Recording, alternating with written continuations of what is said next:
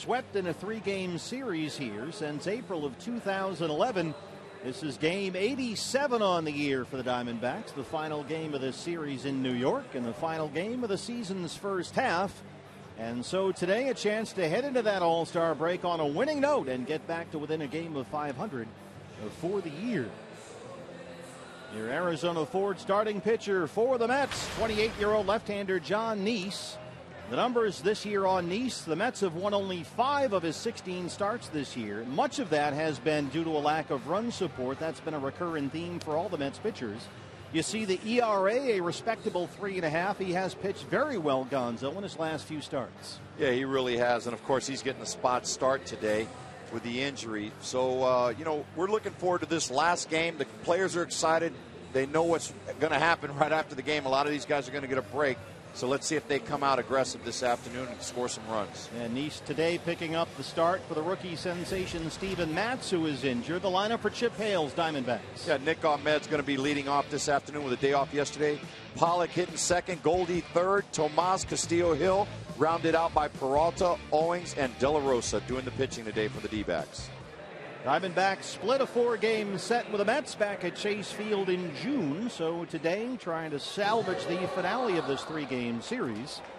Trip Gibson is our plate umpire. Nick Ahmed set to lead it off.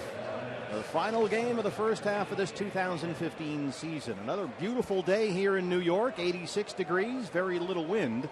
A few clouds overhead, but another lovely day here in the Big Apple. John Neese, a pitcher that throws a lot of sinkers and cutters. See what he has in store today for our D-backs. There's the strike, 0-1. Nick Ahmed, 245 and 6 homers. Back in the leadoff spot today, which means A.J. Pollock bats in the 2-hole, which is where Chip Hale likes to put him. Nick pops this one up. Very shallow left field for Kirk Neuenhuis out there. Michael Kadire has the day off. 1 away. This is a look at the Mets around Jonathan Neese, the mid-first bank starting defense for New York. Yeah, Neuenhuis gets a start today in left field. Lagares again in center. Granderson in right. Murphy at third. Tejada playing shortstop. Flores and Duda at first. Neese on the mound. And Manel getting the catching duties today. Yeah, the lefties back in there for Terry Collins after Murphy and Granderson sat yesterday against Patrick Corbin. Here's A.J. Pollock, the All-Star. 302 and 11 homers.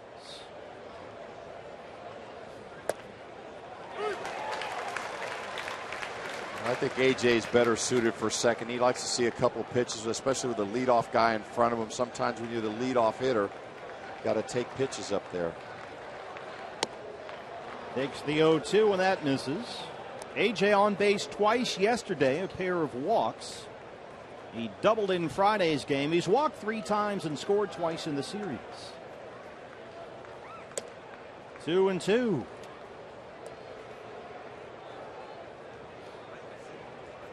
Let's see if we can turn the tables today on the Mets. They've been hitting a lot of homers against these first 2 games. Broken bat dribbler to second. Flores is there. Quickly 2 down.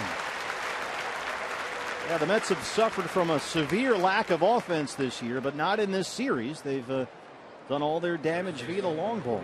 3 home runs yesterday against Patrick Corbin. So 2 down. Here's Goldie. Beginning the final game of the All-Star break, tied with Bryce Harper for the National League batting title. 341 on the year, and tied with Nolan Arenado for the Major League RBI lead.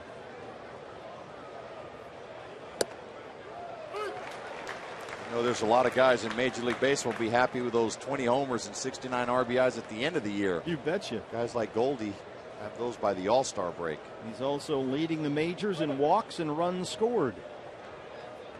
But he has been very quiet here this weekend, hitless in the series with 4 strikeouts.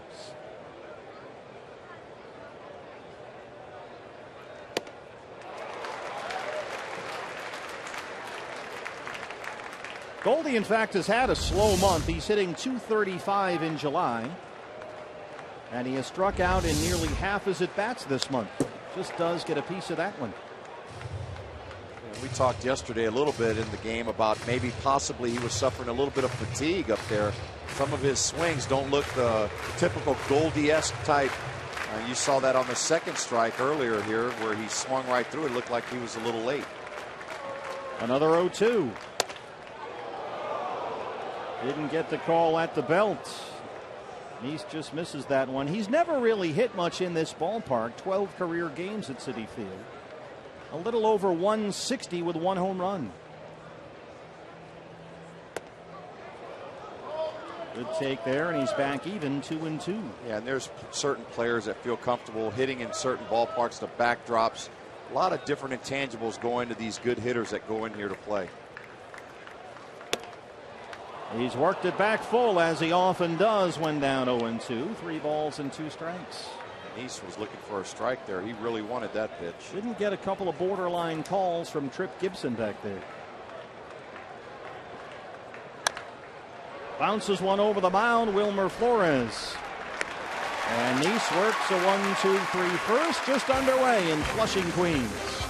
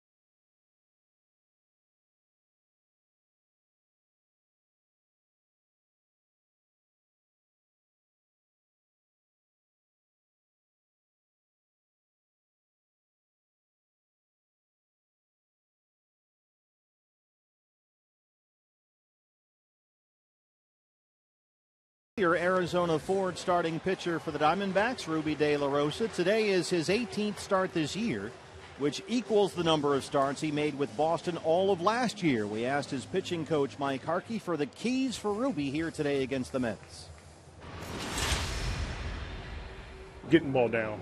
He needs to get better misses. You know, in his last 4 starts before his last one, his misses were better and they're more competitive. You know, and he needs to do that more consistently because he's not a real tall pitcher, and the only way he creates angle is to be able to pitch down at the knees. And when he's up around the thighs, it's basically a flat pitch, and that's basically what we talk about. The numbers on Ruby. The stuff has been at times this season dominant, but looking for more consistency. And Chip Hale said last week, Gonzo, they'd like to see Ruby get the eye of the tiger out there a little bit, a more concentrated focus. Yeah, I think at times he's a little lackadaisical, and when he comes in there focused, he does go right after hitters and gets those guys out. And he throws strike 1 to Curtis Granderson back at the leadoff spot for the Mets.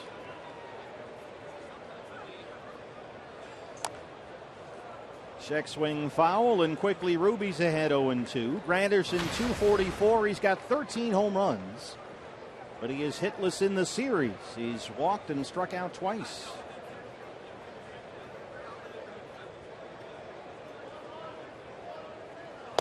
And we talked about this a bit yesterday. Terry Collins lacking a true leadoff man in this lineup. The leadoff spot has been a problem for the Mets all year. And so they've got Granderson despite all that power in the top of the order because he's their best on-base percentage guy. And also Terry Collins said, look, he doesn't want to disturb the one guy who right now is swinging the bat like they want him to. So they have left Granderson for the most part at the top of the order. A grounder up the middle, right to Nick Ahmed. One away. A lineup for Terry Collins, New York Mets. New York Mets lineup today, very lefty dominant. Curtis Granderson, who you just saw there, ground out. Murphy hitting second. Flores hitting third. Duda in the cleanout spot. Neuenhuisen playing left field, hitting fifth. Monell hitting sixth. Tejada, Neese, and Lagares, the pitcher, hitting eighth. Daniel Murphy back in the starting lineup. Had the day off yesterday against the lefty Patrick Corbin. Another strike one, first pitch strike from Ruby. And Murphy in there, 276 and 4 homers. Today the Mets have 5 position players, left-handed hitters, and if you count the pitcher, that would be 6. They're throwing a bunch of lefties at him. You can see the platoon splits for Murphy, just about 300 this year against right-hand pitchers. 1-1 misses up and in.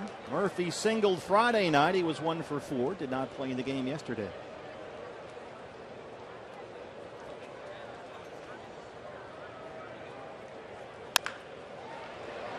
Goldie smothers it. De La Rosa covers. 2 down. Nice play by America's first baseman.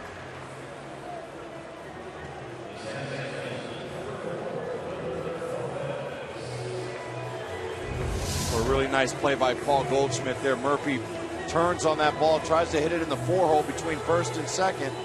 Goldie gets a nice read on it. See, it's a really bright day today. Goldie not usually wearing sunglasses too often out there. Yeah, this is early morning if you're on an Arizona clock, as we all are. That alarm went off awfully early today. Wilmer Flores, the second baseman. A hot bat lately. Another first pitch strike from Ruby. Flores 253 and 10 homers.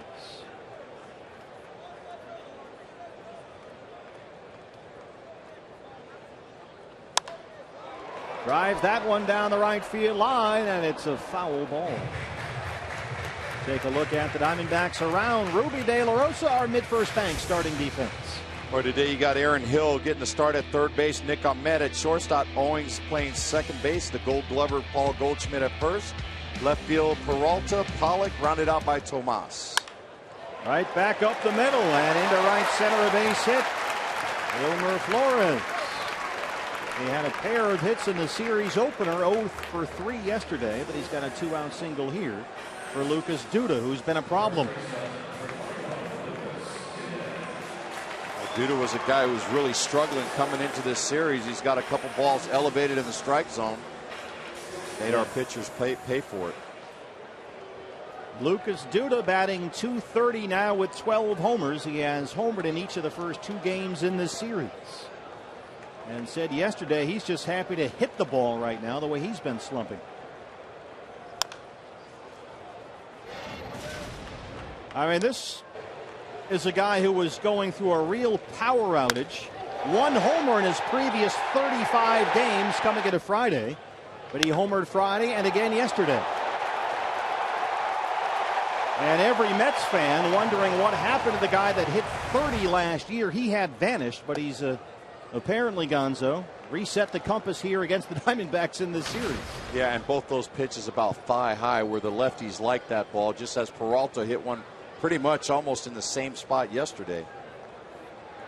Duda has half the Mets RBIs in this series so far. 1-1.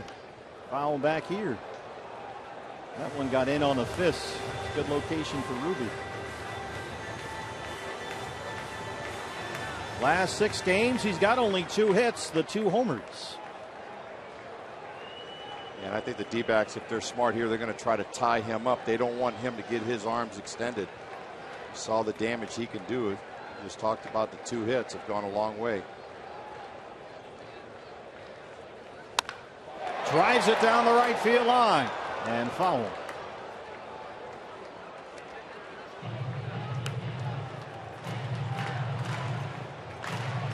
Gonzo, while we have a moment, let's take a look at your Valley Honda dealers. Keys to the game. Yeah, the keys to the game today are let's keep the ball in the yard. The New York Mets have been using the long ball here the first 2 games of the road trip here and winning the road trip. Played well in Arlington, We've got to try to salvage it here and try to get one W here in New York City. That'd make it a 3-2 road trip to close the first half.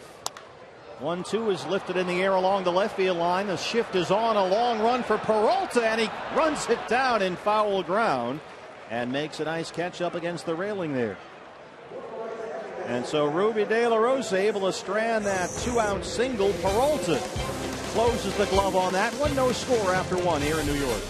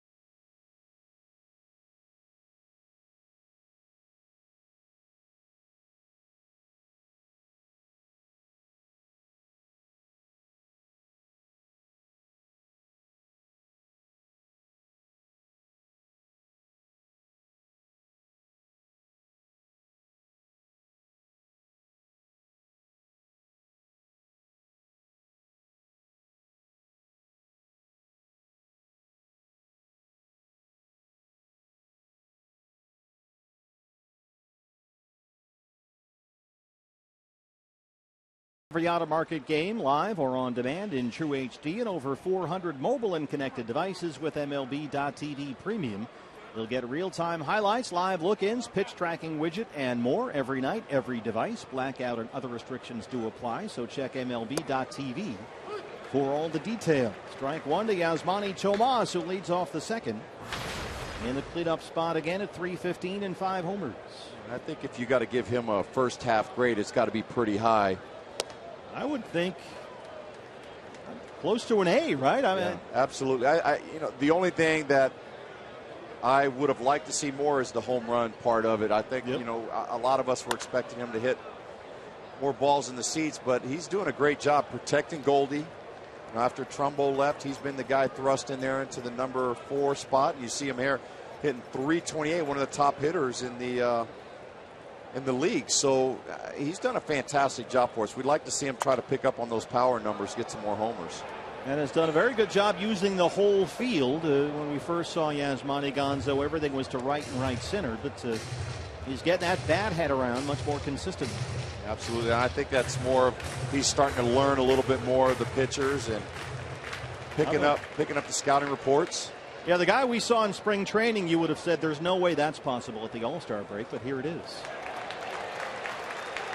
And he strikes out to open up the second. First strikeout for John Neese. Brings up Wellington Castillo.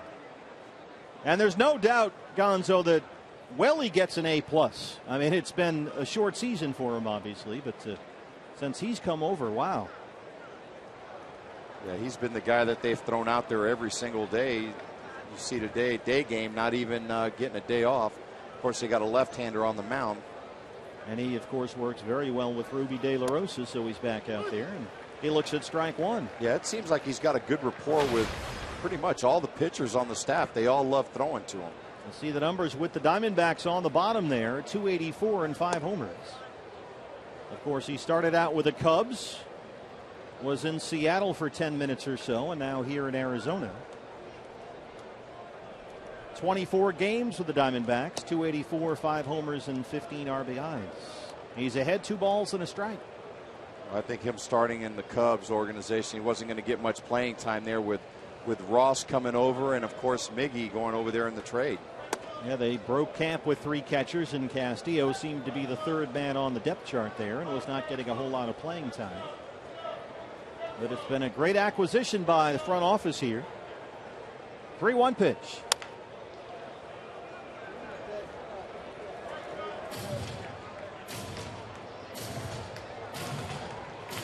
Go back to the middle of June. This is where Wellington Castillo ranks among major league catchers. A silver and bronze medalist basically the last month or so. Yeah, you talk about impressive numbers. That's pretty good, especially when you're thrust out there just about every day now. Trying to learn a whole new pitching staff and all that. Flores knocks that one down behind the bag at second, hit hard up the middle by Castillo, and he's got the Diamondbacks' first hit. So Wellington Castillo has now hit safely in 7 straight. Boy, and he just smokes this ball. Got a pitch over the outer half of the plate, right back up the middle. I think Wellington might be the only guy not looking forward to the All-Star break the way he's been swinging the bat. You're right. Aaron Hill getting a start against the lefty. Shoots that toward the right field corner, but it's drifting foul. Aaron at .215 and 4 homers. He flied out in his only at bat yesterday. 3 for his last 30 at the plate.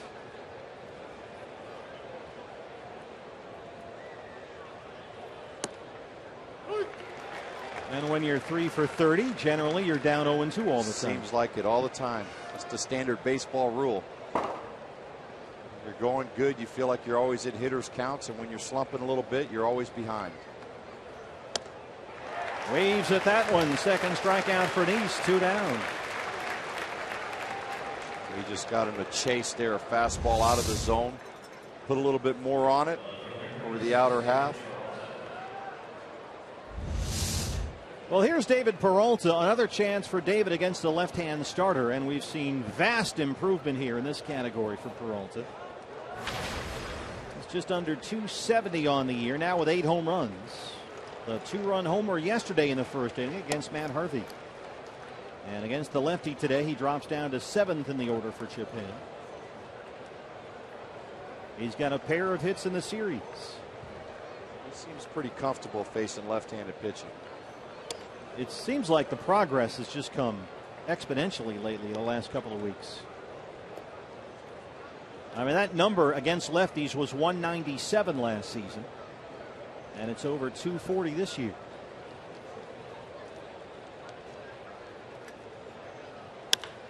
That's the 2-0 up in the air to left center field. Lagares trying to find it up there.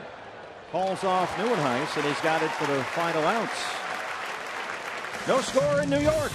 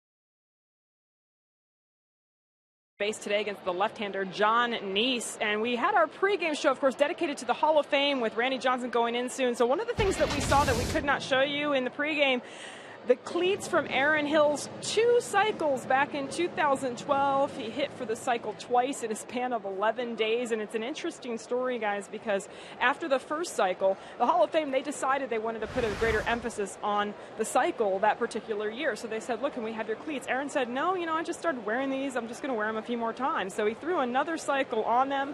And then he gave them to the Hall of Fame. And in fact, he went 5 for 5 in San Francisco the next week and was 1 hit away from yet another cycle. So I said to Aaron today, maybe you should have kept them another week or so. And he said, maybe I should have.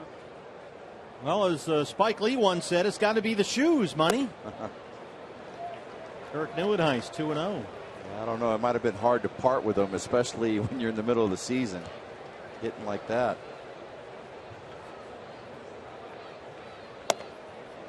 Well, you talked about, they have your bat. I've seen that. I've been to Cooperstown a number of times and seen your bat. So was it hard to give that one up? Well, it was cracked, so it wouldn't have done me any. Right. I think it still had my thumb in it for Mariano getting in my kitchen.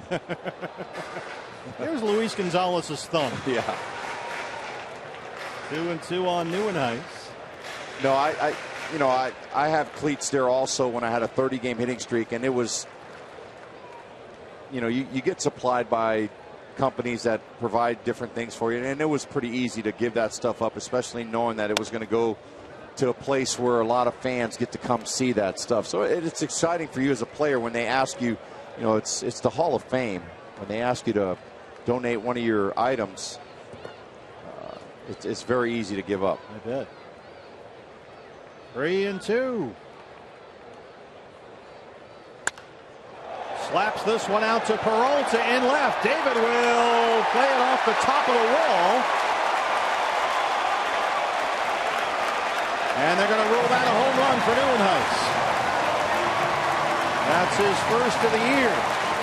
John Hirschbeck, the third base umpire, waited a moment and then signaled home run. So let's check this one. Once again, we're looking at that orange line out here in left field.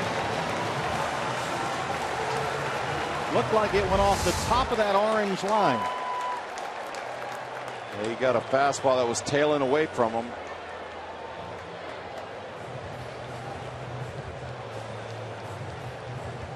Yeah, that's a home run.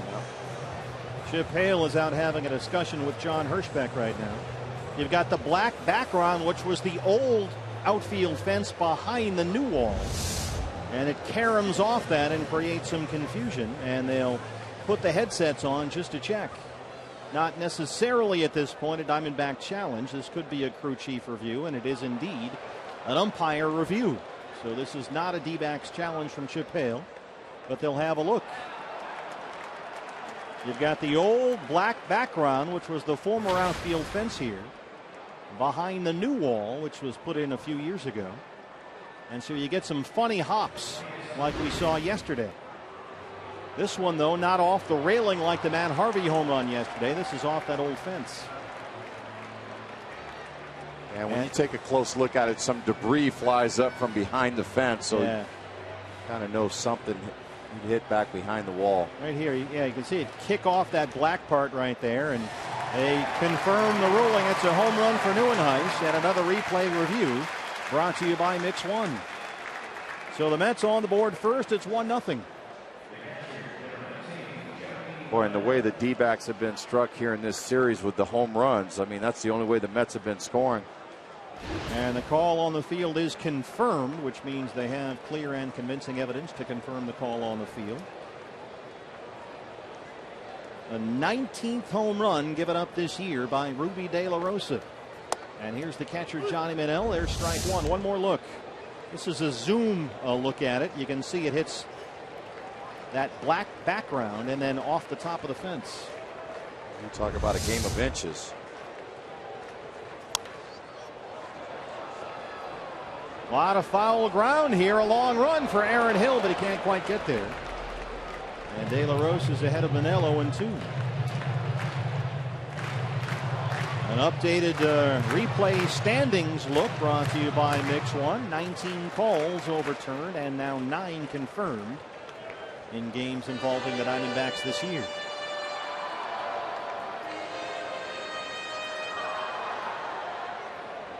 And the long ball has just been biting the snakes here in this series. 6 already. All their runs have been scored on home runs.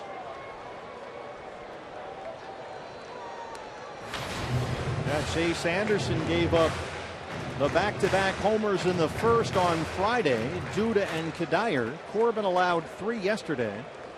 Duda, Harvey, and Tejada, and now Neuenhuis here to lead off the second. The 0-2 misses, a ball and 2 strikes on Johnny Manel. The starting catcher this afternoon, hitting a .189 in 21 games this year. His second big league stint with the Mets this season. Ruby bounces that one. It's back even now. 2 balls and 2 strikes. Mike Harkey talked about it in the scouting report before the game. You got to try to keep the ball down, especially these guys struggling offensively. And the idea of a good miss for a pitcher versus a bad miss, and that was one thing that Mike said. He's got to have better misses. And that, as you said, Gonzo, was a pitch on the outer half that it looked like Neuenhuis just went the other way with and muscled it out of here. Kind of up in the zone, running away for a left-hander. He just kind of threw the bat out there, but got enough of it to carry it out to left field. Here's a look at the pitch. Is this a good miss or a bad miss for you? Well, for a left-handed hitter, if he misses down and away, that's a good miss. But that one is a bad miss because for a lefty, you like the ball down and in. For left-handers, up and away is a great place for the lefties just to throw the bat head out there. And that one was up and away. Yeah, it looks like that's exactly what he did there. 96 misses, and now it's full 3-2. And these are the moments, it seems, where Ruby loses focus a bit. Got to get that eye of the tiger going, like Chip Hale talked about. And bear down and get through it. Don't let one solo homer turn into a big inning. He strikes out Manel. First strikeout for Ruby.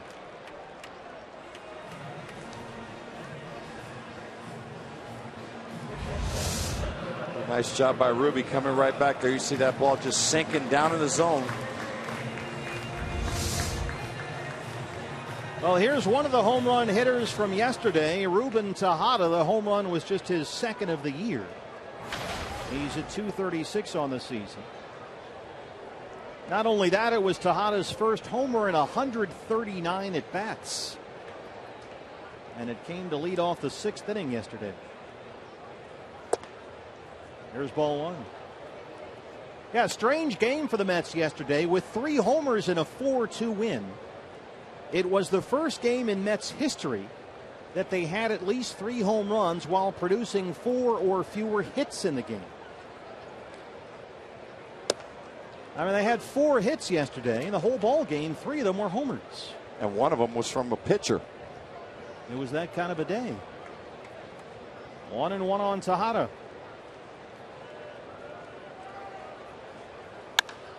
Drives this one out to Tomas. Gets a late break, but he's there in time. 2 down.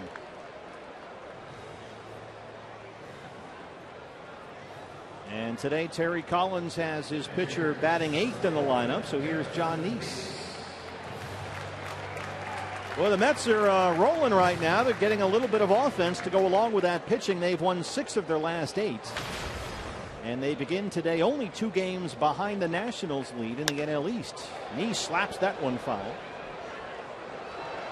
And for whatever reason, and this is kind of a new trend this year, they have been very tough to beat here at Citi Field. They are 31-14 in this ballpark this year. Over the glove of Hill. That's a fair ball up the left field line. Peralta's over to cut it off, and Neese has the 2-out single. He went up there with the Harvey approach. Just go up there swinging because he knows De La Rosa is going to want to go right after him. 2 pitches, 2 strikes. That one was away. He just kind of flipped the bat out there. Got it by the outstretched Hill. Perfectly placed. So the left-hand hitters going the other way, doing all the damage in this inning against Ruby De La Rosa. And here in the 9 spot, the center fielder, Juan Lagares.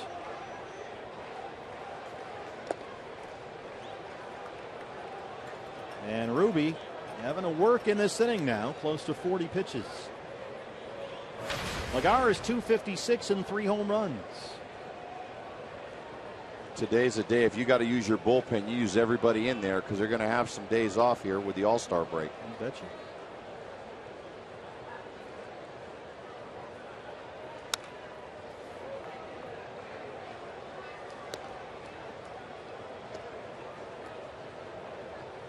I mean, this is a tremendous job by Terry Collins' team at home this season. They have already swept 7 home series this year. If they win today, that'll make it 8, all in the first half.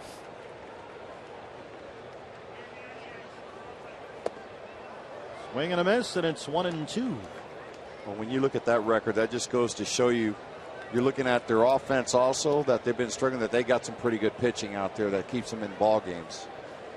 They get a bat or 2 at the trade deadline to go with that pitching. They can make a legitimate postseason run. On the ground to Nick Ahmed. They'll go the short way for the force on Nice, and that's the inning. But the Mets get the Nieuwenhuis homer. After 2, they lead it 1-0.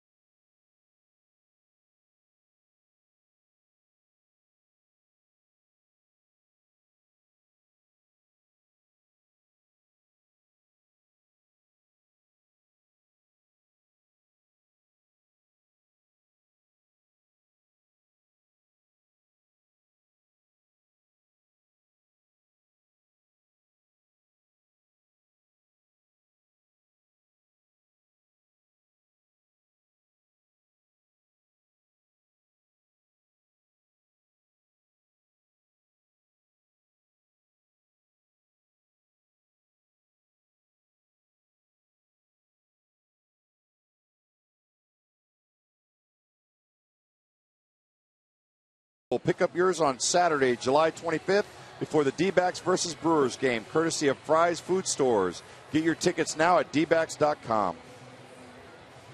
A must-have item coming up later this month. Wellington Castillo, Ruby De La Rosa.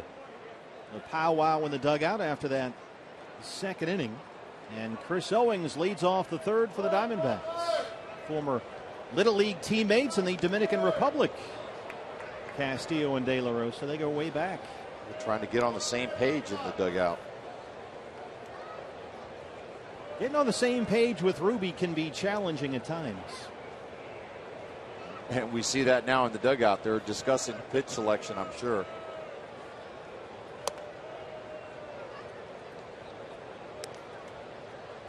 A lot of times they don't agree on certain fingers that are put down, and then they'll talk about it after.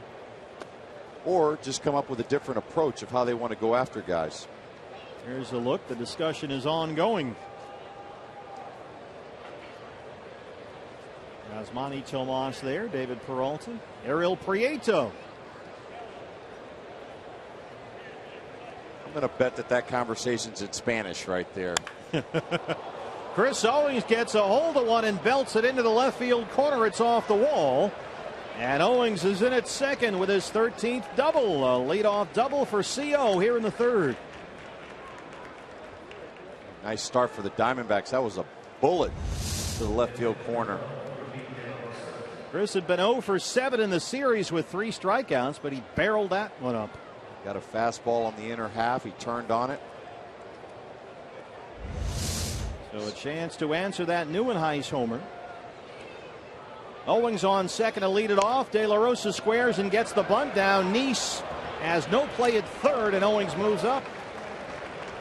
Nicely done by Ruby. Boy, great job by Ruby De La Rosa getting that bunt down. We talk about this a lot in spring training, trying to help yourself out, get those runners in scoring position. For the top of the order, it's Nick Ahmed.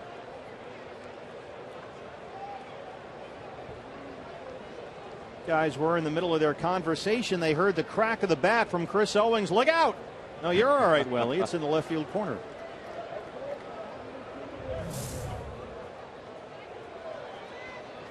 Owings at third, one away for Ahmed, who flied out his first time. This will get the run home. Tejada has it, an RBI for Ahmed, and it's a 1-1 ball game. Get him on, get him over, get him in. That's it. That's a big league manufactured run right there. Don't have to do too much. Got the double to start the inning. Sacrifice bunt and a fielder's choice right there with a ground ball out. Not sexy, but it works. Puts a D-back right back into the ball game. Here's A.J. Pollock. And it's good to see Gonzo them answer that run immediately. No shutdown inning for John Nice. Bunt attempt is fouled into the seats.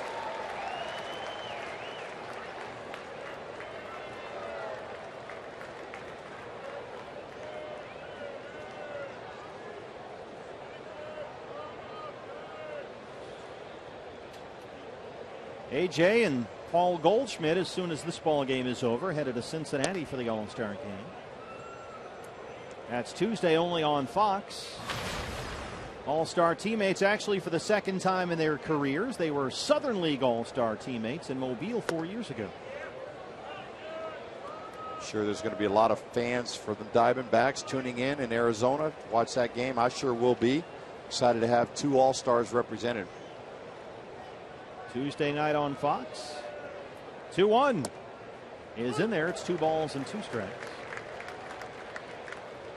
Goldie on deck.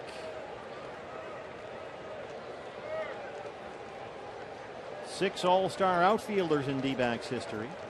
Devon White, Steve Finley, Justin Upton, Chris Young, A.J. Pollock, and Luis Gonzalez. A.J. drives that one out to Neuenhuis, who runs it down. Chris Owings got it started, a leadoff double here in the third. Ruby De La Rosa bunted him over to third, and then Nick Ahmed got the RBI grounder. We're all tied at 1.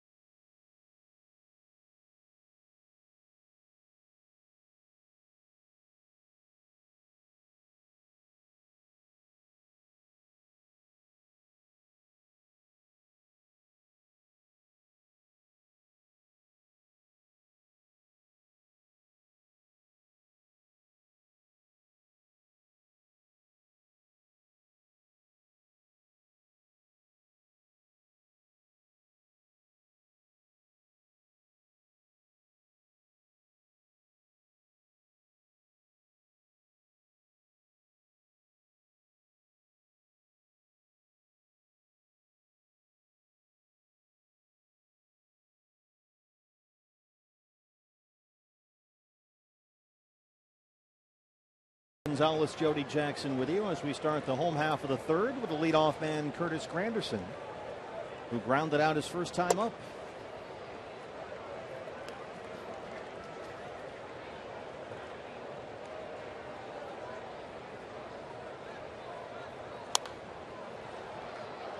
Granderson so far hitless in the series. He had a big series against the Diamondbacks at Chase Field last month.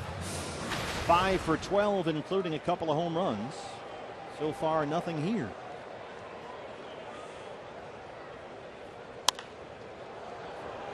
Popped up to shallow left field. Nick Ahmed calling off Peralta behind him, and that's the first out. And you're right. You talked about it earlier in the ball game with Granderson. I think if the Mets had their way, he's getting a little bit older in age. They'd really love to push him down in the order. His bat's starting to slow down a little bit. He's not quite the home run hitter or runner that he used to. He's still got a little bit of speed, but he's not the same that he once was. 34 years old this year, Curtis Granderson. Here's Daniel Murphy. Murphy grounded out his first time up. He was on the DL for most of June. And a strained left quadricep muscle, suffered actually against the D-backs at Chase Field. Just came back at the end of last month. This is well hit to right field, and that ball is another net home run. Daniel Murphy, his 5th, and it's 2-1 New York.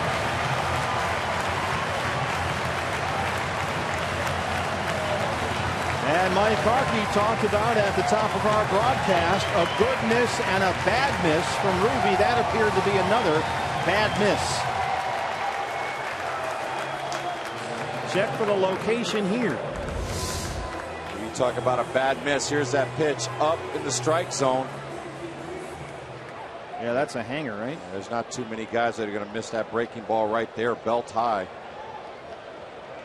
He knew it once he hit it. So that's 20 home runs given up in 18 starts by Ruby De La Rosa. The 5th for Murphy makes it 2-1.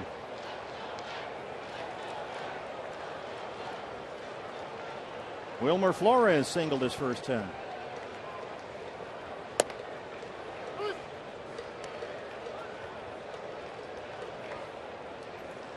Most home runs in a series for the Mets at home this year. 7. Ties their high for the season. They also had 7 against the Phillies earlier this season. Most homers in a series. Not only that, but all their runs have been scored on the homers.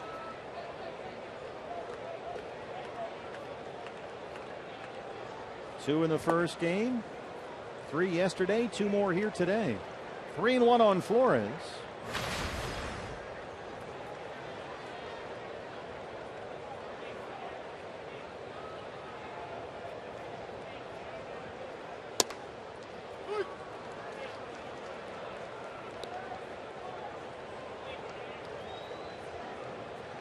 Obviously, De La Rosa didn't get my memo on one of the keys to the game today on keeping the ball in the ballpark.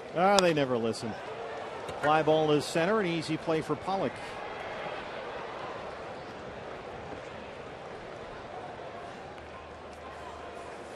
Well, you got to be careful with Duda, who's homered in each of the first 2 games of this series. He fly it out his first time up today. And as Terry Collins said yesterday after Duda hit his 2nd homer in the series, there's no park in either league that should be able to hold this guy. He hit 30 last year. Numbers 11 and 12 this season in this series so far. 10th inning follows our broadcast here on Fox Sports Arizona. The special with Chip Hale and Todd Walsh. So tune in for that conversation as soon as we're done here.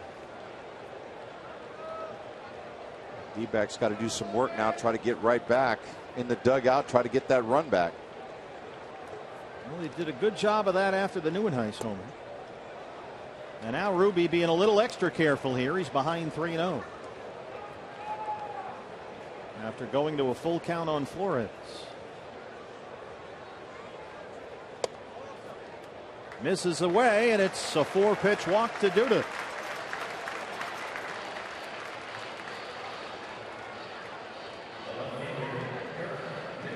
Well, here's Nieuwenhuis, who homered to lead off the 2nd. Up and away, outer half, and he just went with it. He got a good swing at it. Just above the orange line there, they took a look, and the call on the field was confirmed in the umpire review.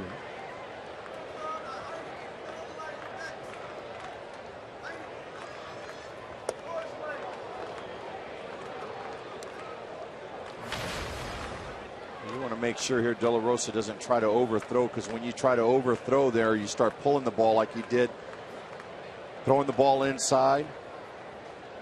You end up leaving some out over the plate. Well, you're seeing the same thing that Wellington Castillo is seeing, apparently, and it's another conversation out there between these two.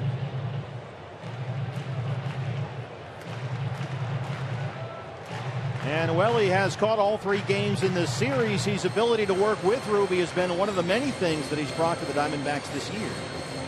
Of course, these two grew up together in the Dominican Republic, played on the same Little League team, in fact, one season. Wellington was an infielder on that team, not a catcher.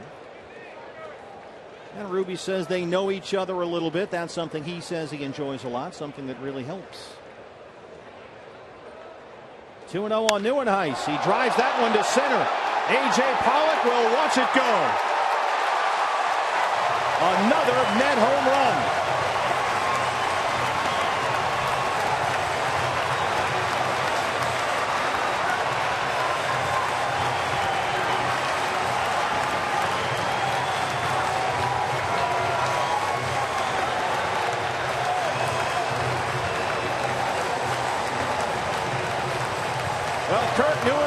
Sold to the Angels by the Mets at the end of May after he was designated for assignment. The Angels waived him. Mets got him back, and today they're glad they did. 2 home runs. Well, he got a pitch over the outer half, and he didn't miss it. Hit it straight out to a little bit to the left of center field. Boy, that's 2 pitches out over the outer half of the plate that he's hit well. They're going to have to start pitching him in, trying to tie him up. 3 of the last 10 Mets hitters have homered. And it's 4-1 New York. Chip Hale on the phone.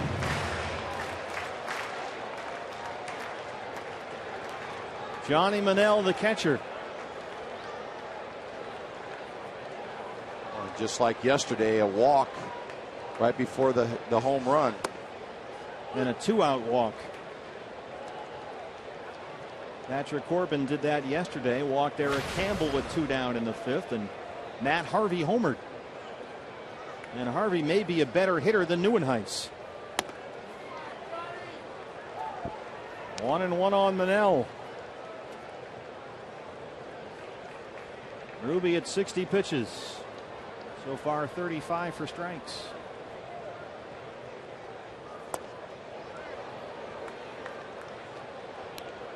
Manel wasn't getting cheated there. He was trying to leave the ballpark too. He wanted to get in on the home run parade. Johnny Manel from the Bronx, New York, played community college ball in Florida. Originally a Giant draft pick. He's got himself a base hit. The wheels are coming off for Ruby here in the 3rd.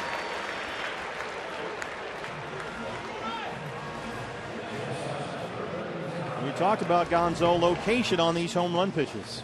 And here you see the lefty Nieuwenhuis there, pitch up and out over the zone. Just came back at the end of last month. Another this pitch, is well hit. Another pitch to Murphy up in the zone. Out and away up in the zone to Nieuwenhuis. And it looks a lot like Patrick Corbin yesterday when Patrick started having issues as he left the ball up. Started laboring a little bit, getting tired. Ball starts elevating in the strike zone. Ruben Tejada, the shortstop, flied out his first time.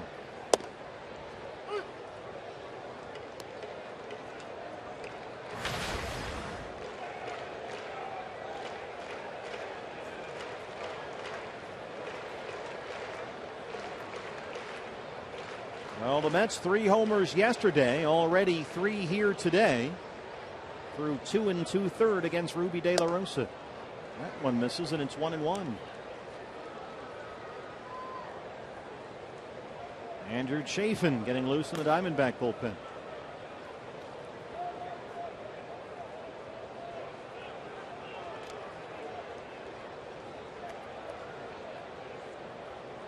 If you're going to get beat, it's kind of hard to get beat just seeing balls flying over the fence. You want to try to give your defense a chance to make some plays behind you. Now that second Nieuwenhuis homer 2 batters ago, that was crushed. Out to deep left center field. Here's a fly ball into the gap. It drops in there for a base hit. Manel on his way to 3rd.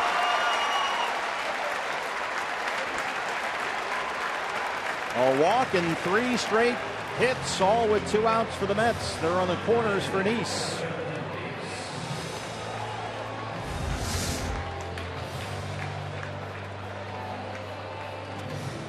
Well, Chip Hale said, Ruby's start a week ago against the Rockies was definitely a step back. And he's been making steady progress over the last several weeks. Progress the coaches were looking for Ruby to maintain and hopefully get that going again today. But the swings with Ruby De La Rosa. And that's been a pattern with him over his career. The highs and the lows, the game logs, very up, very down. Looking for some consistency and at some point to level off here. And you said it, that's the key word, consistency for him, especially pitching at this big league level. You have to try to make adjustments and go right after these guys and try to stay in tune. You don't want to get crazy up there. Well, Nice had a base hit his first time up. He slapped it the other way for a single. Manel at third, Tejada at first. 2 outs and 3 runs already in.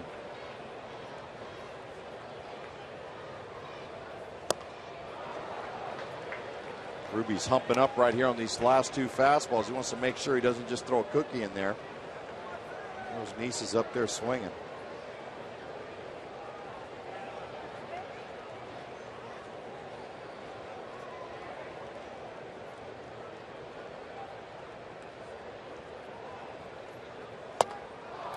And he punches out Nice. But the Mets get 2 more homers. They get 3 in the third and lead it 4-1.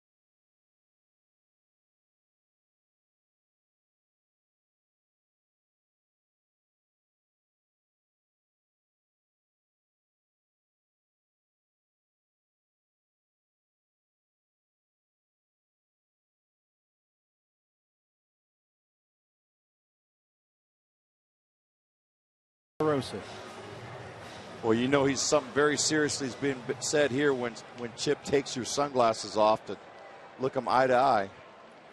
8 home runs in 1 series, a new Mets record here at Citi Field. Well, on the other hand, it's not like you're out of it. It's only 4-1, and it's just the 4th inning as Goldie leads it off against John Nice. So plenty of time here for the Diamondbacks to get back in this one, but they need Ruby to do his part.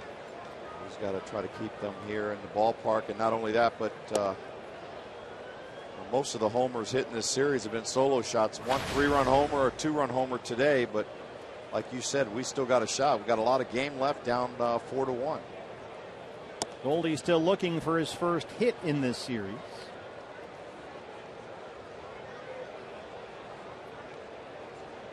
His last home run June 24th. It's been 15 games.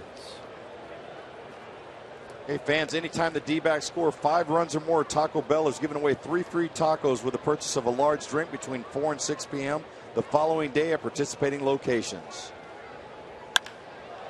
Drives the 3-1 to the gap in right center field, and that ball is gone. A home run. Paul Goldschmidt closes the first half of the season with a homer. That's number 21 for Goldie. And now, Gonzo, the Diamondbacks get on the home run bandwagon. Absolutely. You talk about the tacos, and Paul Goldschmidt delivers. His first home run since June 24th at Coors Field. It had been 70 plate appearances. And he got a pitch up and away. Yeah, he tried to come with a backdoor slider there and got it up in the zone. That's the Goldie's wheelhouse. Well, that's got to feel good for him going into the All-Star game, getting a swing like that in. So right away, the Diamondbacks answer. It's a 4-2 ball game, and here's Yasmani Tomas, who struck out his first time up. So Goldie now leading the major leagues in RBIs, number 70 on the season. One ahead of Nolan Arenado. That's got to feel good. He's had a quiet July, only .235 this month, and had struck out in nearly half his at-bats. Tomas lifts this one high in the air to center, but playable for Lagares. Boy, and Tomas just missed that one, just got under it. Goldie's second career home run in this ballpark. One away, here's Wellington Castillo.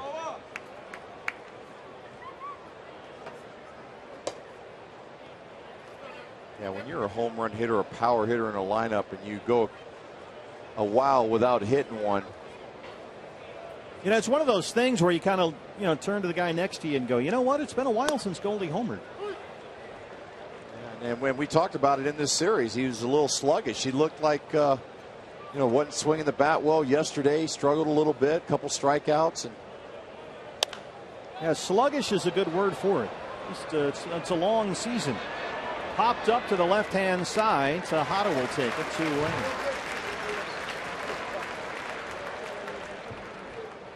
That one swing right there can rejuvenate a guy in a hurry. Put that energy back into you.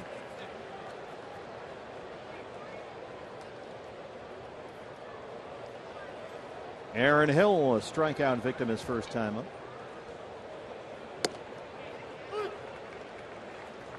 Aaron's another guy. They've been pitching him away, backdoor sliders and cutters. He gets one up in the zone. He could strike one out to right center field. Nice misses inside, and it's 1-1.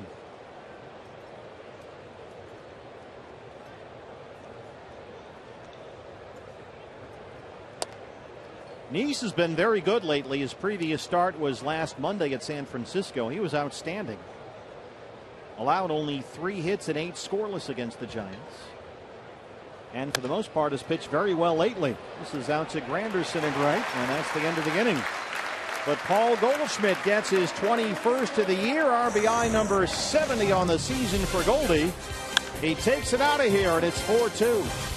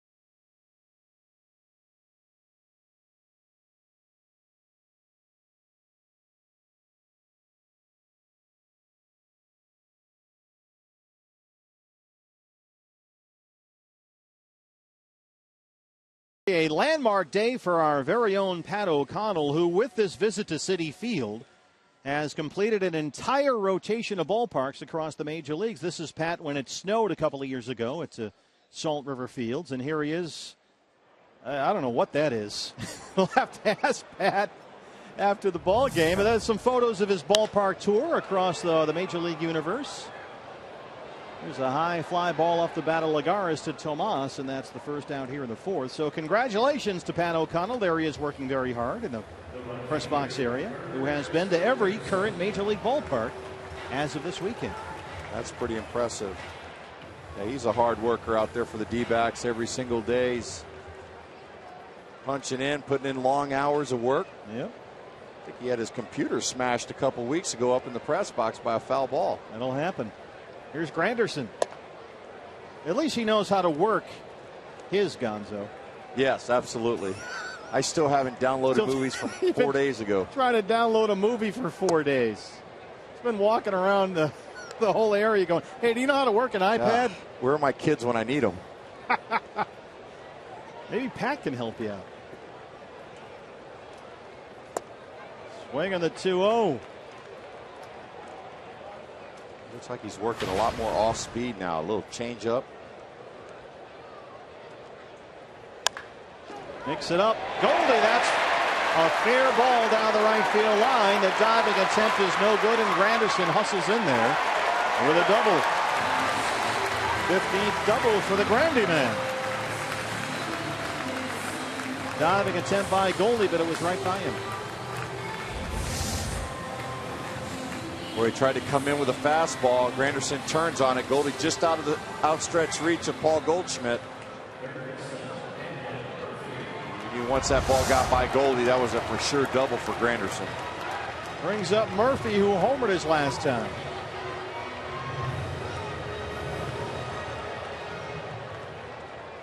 A homer for Murphy, a solo shot in the third, his 5th of the year. Mets have homered 3 times against Ruby De La Rosa in the last 2 innings.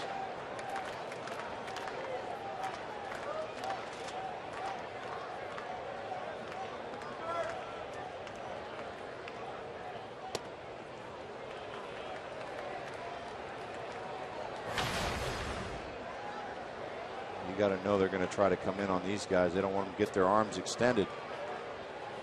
That's one of the things that Chip Hale likes about Ruby De La Rosa, his ability not to be afraid and challenge guys. He will come up and in if he has to. That's not been an issue. Just to let the hitters know where he's coming from. He is that guy, Chip says, and mainly because he can. He's got that 96 to 98 mile an hour fastball. Yeah, and that's one thing you don't see a lot anymore in the major leagues, where teams are hitting the ball well. Every now and then they'll dust a guy up, throw him hard up and in, get him to back out of the box so they don't get comfortable in there. 1-1 to Murphy. Just misses inside. Chip was talking about that and said, look, if you're going to pitch in the NL West, and especially at Chase Field, you've got to have that edge to your makeup, and Ruby has it. You do, and there's going to be times that you're going to hit a batter or two trying to come in there. But you have to do that. If not, hitters start leaning out over the plate and they start taking advantage of those pitches over the outer half. This is up and away. He's behind Murphy, 3-1. Just tried to come with a breaking ball there. That one just rolled out of his hands. Didn't do much of anything.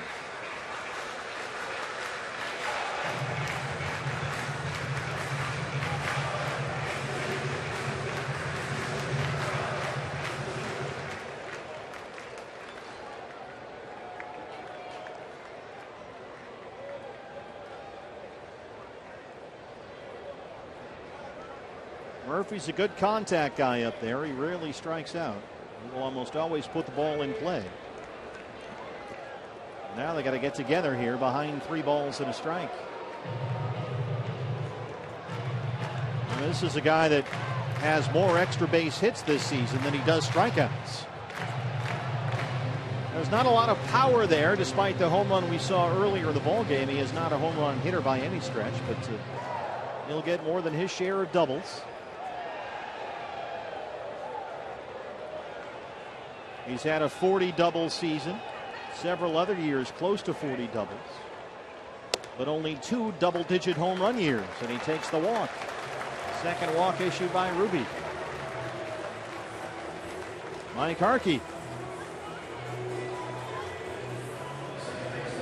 Diamondbacks yesterday and then again today announced their rotation to begin the second half of the season. There was a slight change today.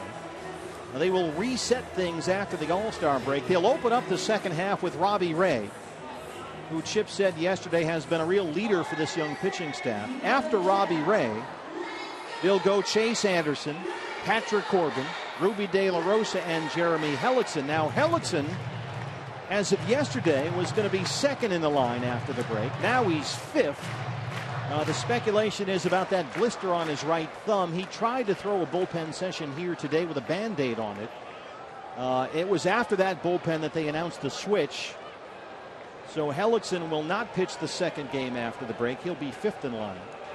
And so they'll start Ray, Anderson, Corbin, De La Rosa, Hellickson. Here's Wilmer Flores.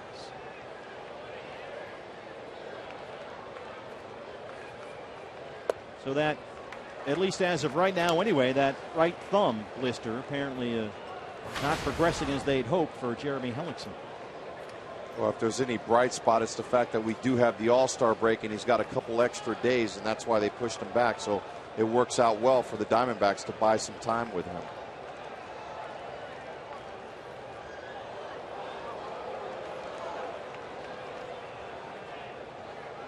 You got Granderson at second, Murphy at first.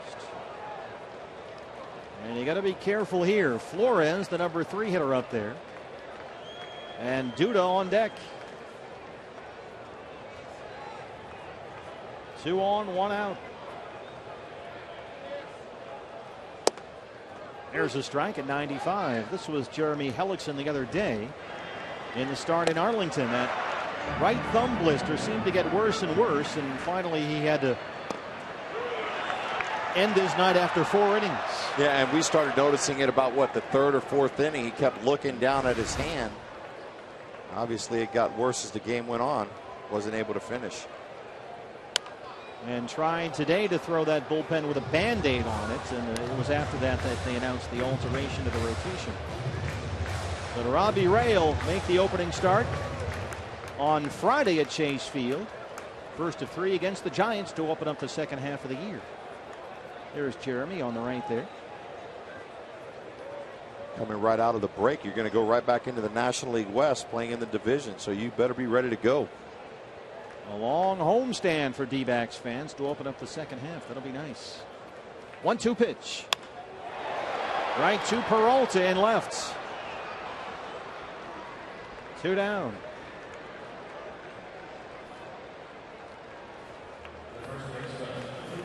Lucas Duda now. Duda has flied out and walked. He's 0 for 1.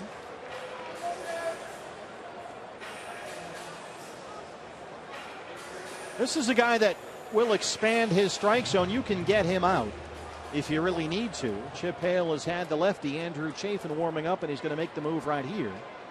Try and keep this a 4-2 ball game in the 4th. Chafin was up earlier. Now it's Oliver Perez, who's gotten a lot of big left-hand outs on this road trip. He'll need to get one more here. Back after this.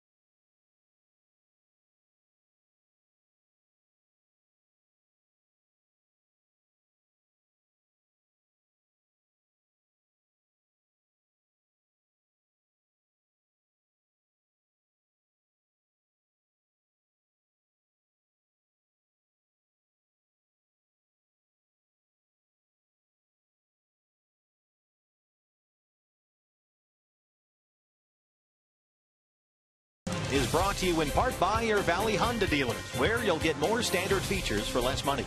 CenturyLink, your link to what's next. And by Mix One, great taste, no face, available at local retailers.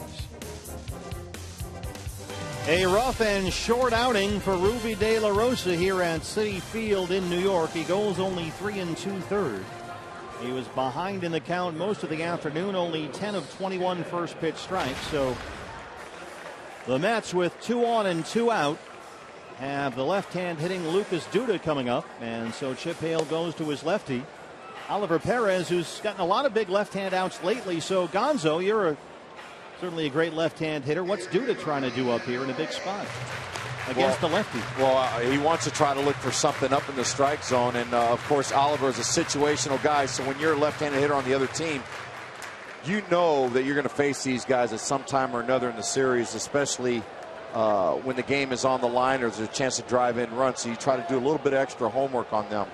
More times than not, first pitch you see from a lot of left-handers with runners in scoring position, if you're a lefty in the middle of the lineup, is a breaking ball. And Duda can handle himself against left-hand pitching. He's hit .313 versus lefties and had a home run against left-hander Patrick Corbin yesterday to lead off the 5th inning after Patrick had retired 10 straights. Granderson is the runner at second. And Murphy at first. 2 outs for Duda. Breaking ball. There's that first pitch breaking ball. I would have been guessing right up there at the plate.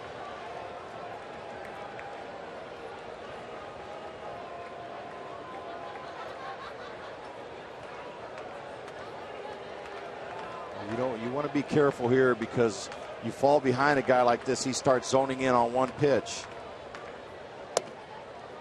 That's in there for a strike.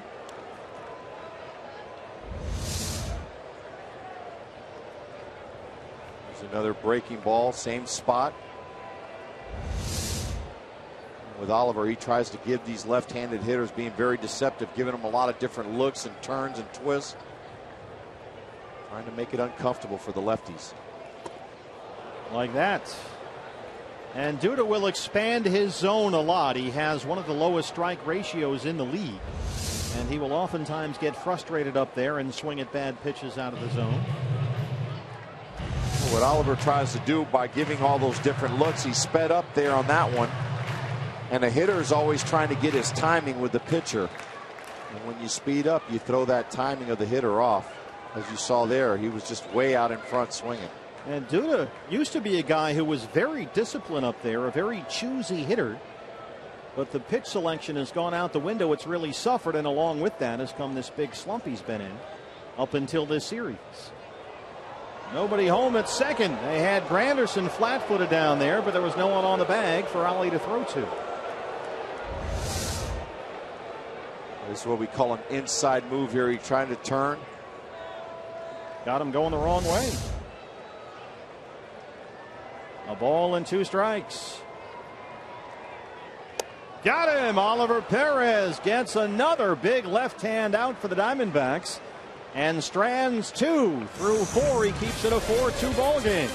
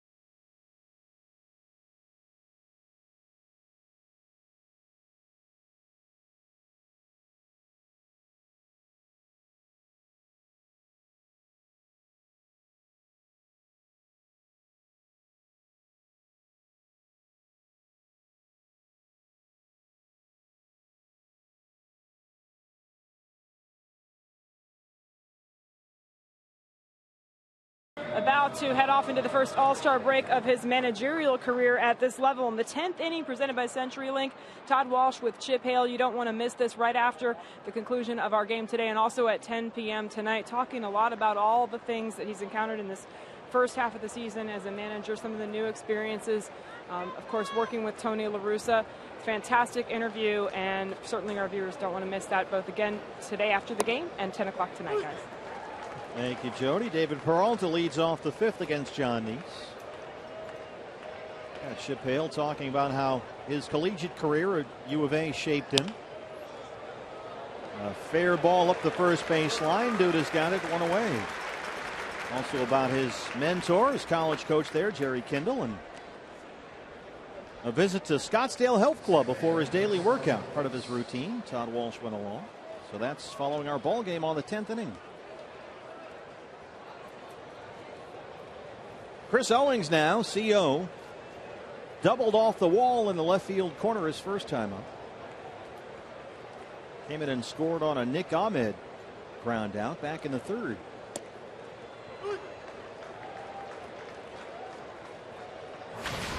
D-backs got to find a way to try to manufacture some runs, get back out on the board here. Well, it won't be easy against John Neese. He's really pitched well as of late. In fact, his ERA, Neese, over his last 5 starts is 2.06.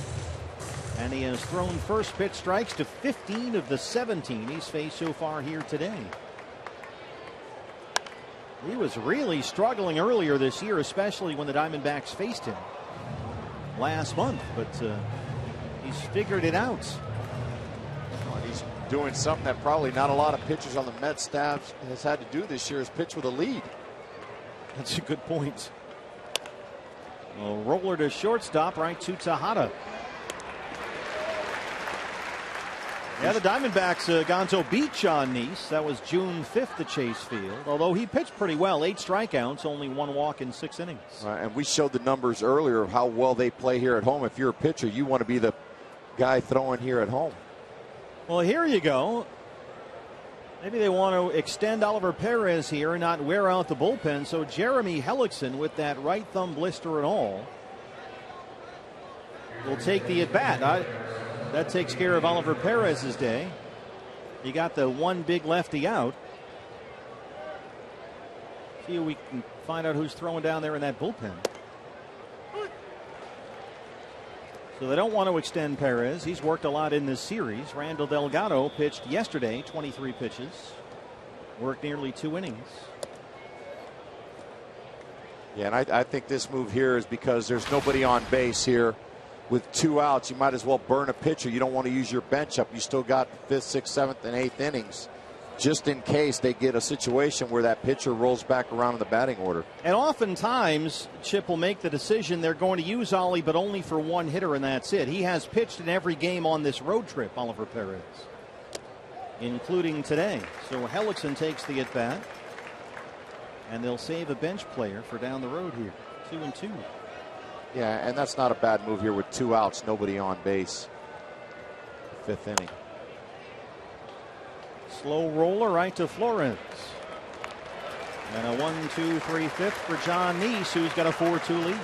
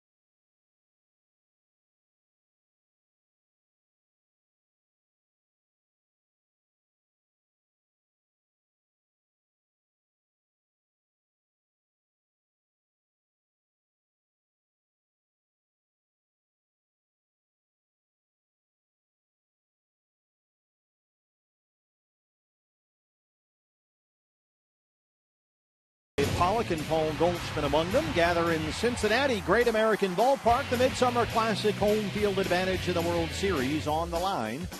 Coverage of the 2015 MLB All-Star Game begins Tuesday, 4 o'clock Pacific Time on Fox and streaming live on Fox Sports Go. Goldie and AJ will head to Cincinnati right after our ball game today. A short flight from here in New York. People are scattering to all four corners of the globe here after this ball game. Some folks are staying here to extend their New York visit. Others are going all over the country.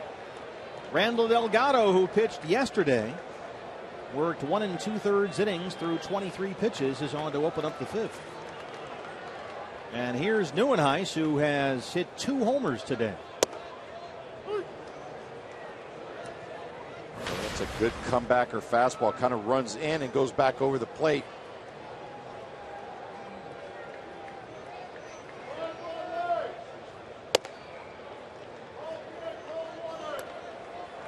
By the way, for that All-Star game, a late change here, just announced a moment ago here at the ballpark. Clayton Kershaw is in.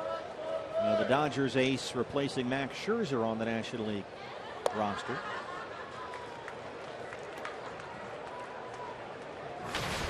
He's definitely a fan favorite. I know there was a lot of talk of him should have been at the All-Star game. So well, he's, you got to produce. Absolutely. I agree with you. I agree. There is the debate, should the All-Star game be a true star game, a showcase of the best players in the game, or should it be kind of a reward for guys who've had good first halves of seasons? Those aren't necessarily the same thing, and Kershaw is a good example of that. Well, that's why I always thought that the All-Star game starters should be the position, or the everyday guys that play Major League Baseball vote on those guys, and then let the fans vote for the bench players. Kurt Neuenhuis launches one out of here. 3 at-bats, 3 home runs for Kurt Neuenhuis. What's going on here?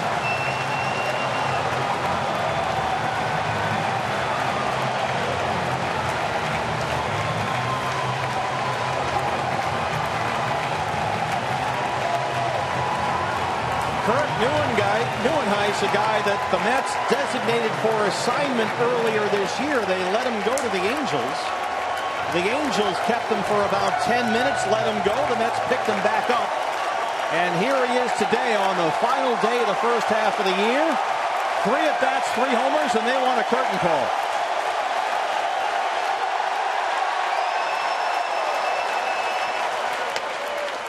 Johnny Manel. This is a guy who was hitting 106 without a home run to start the ball game. 106. And he's got 3 homers.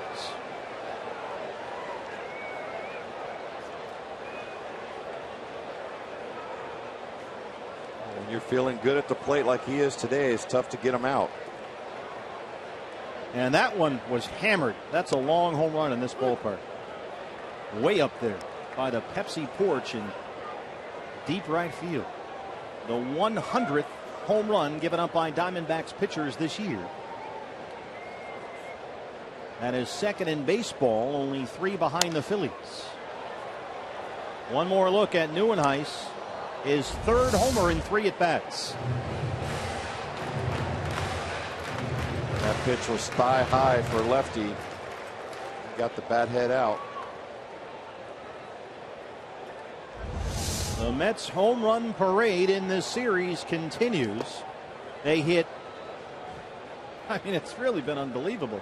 They had no offense all year long going into the series. They hit 2 homers on Friday. They hit 3 yesterday. They've hit 4 today. 3 of them by Kurt Neuenhuis. And there it is. The Diamondbacks now 100 homers allowed this year. Neuenhuis just the 10th player in Met history with a 3-homer game. Ruben Tejada, 1 for 2. He singled his last time. Drives this one to left center field, but A.J. Pollock ranging way over, cuts in front of David Peralta. 2 down. Yeah, and here we are in the third game of a series. 9 home runs in the series, and not one run has been scored, manufactured, aside from the home run.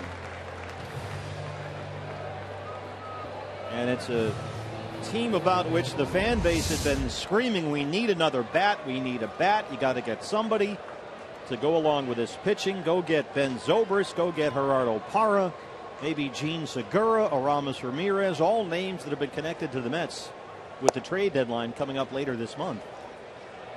And suddenly in this series, the offense has come alive. Maybe these guys are starting to read the papers and listen to the noise that they're talking about them and look themselves in the mirror. Unfortunately for the D-backs, it has to happen against us.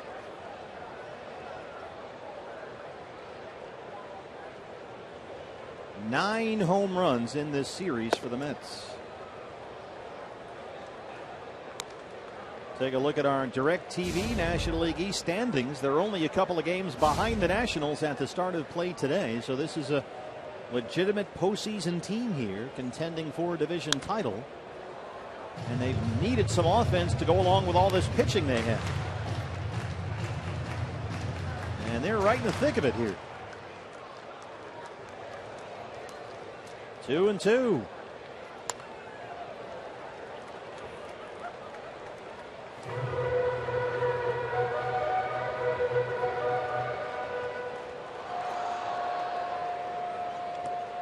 Mets are 4 games over 500 right now.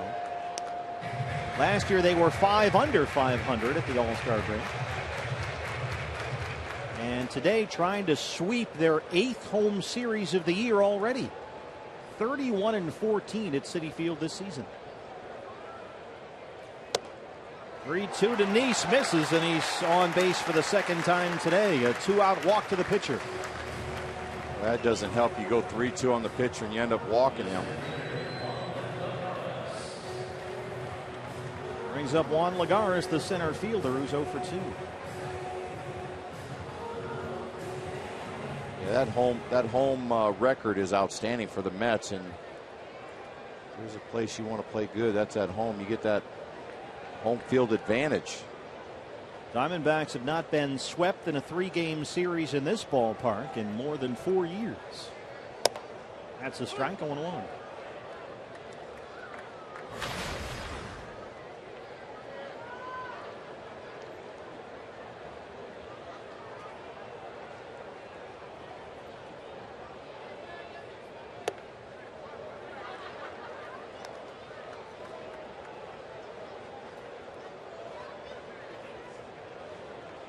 Tell you, it's been a tough go for our pitchers here in this series. Well, it appears to be mostly Gonzo location mistakes. Everything up.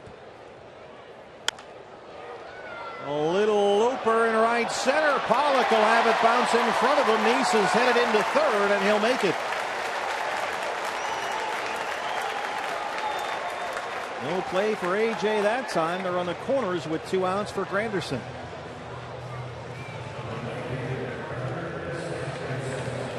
Get those 2-out walks, it always extends the inning. Get those hitters back up to the plate. And Granderson doubled his last time up. The little bleeder that drops in for Lagares. And John Nice running the bases. 2 outs, he's on the move.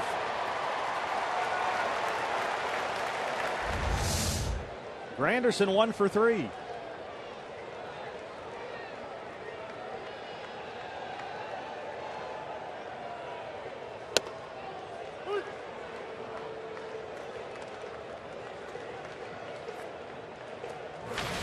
Granderson was the Mets' best hitter last month. He hit over 290 in June with 7 homers. But he's about $160 here in July. Delgado ahead, no balls and 2 strikes. Oh, and that's a good location right there. You got to stay in there right under the hands. Try to tie him up. He's looking for something to get extended on. Shoot it out in the left center field. You got to stay inside on him. This in off the plate. Popped him up first base side. Chris Owings calling for it. And that's the end of the inning. But it's another Met home run. Kurt Neuenhuis having a career day. 3 at-bats, 3 homers. D-backs down 5-2.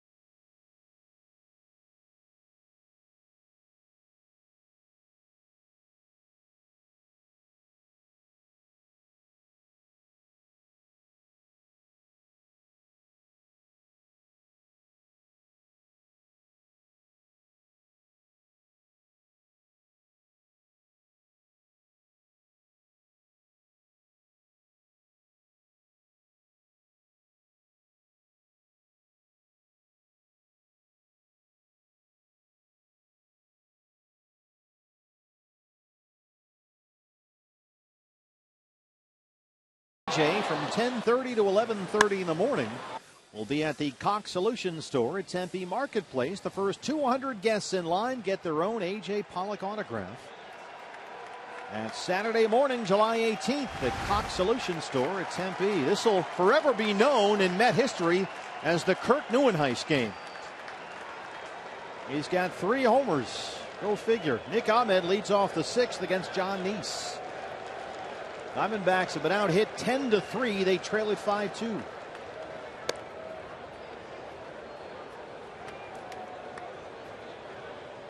It's been a weird series like that. Yesterday, you saw Matt Harvey's first ever homer.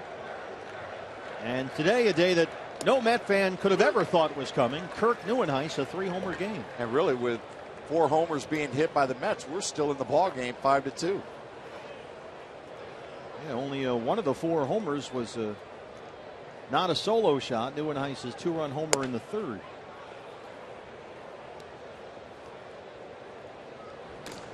Andrew Chafin had been warming up earlier in the ball game. Neese at 70 pitches, 45 for strikes. That's a fair ball for Murphy. 1 away. Hey fans, when the D-backs win, you win at Papa John's. The day after every Diamondback victory, you get 50% off your regular menu price online order at Papa John's. Just enter promo code DBACKS50 at papajohns.com. A.J. Pollock 0 for 2.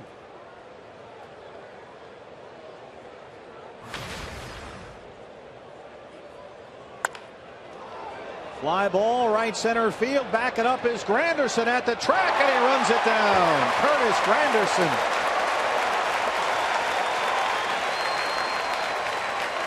And as they used to say across town here, the Grandy Man can.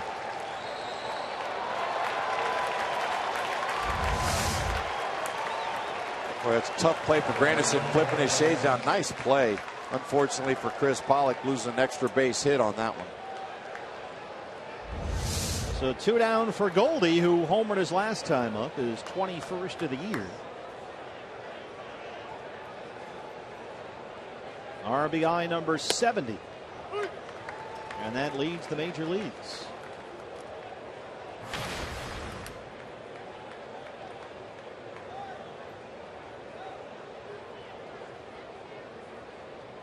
Goldie, after the ball game, heads to Cincinnati. He'll be the starting National League first baseman. In fact, the only National League player to be voted in as a starter each of the last 2 seasons. So they've had almost near total turnover in the National League All-Star starting lineup this year. Our Chaz Roberts air conditioning cool play of the game. Goldie to lead off the fourth.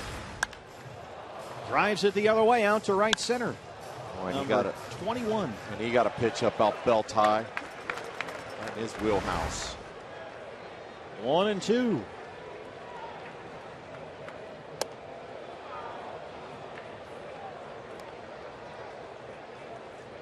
The home run is first in 70 plate appearances. Really, for Pollock and Goldie, this is an extended road trip for them.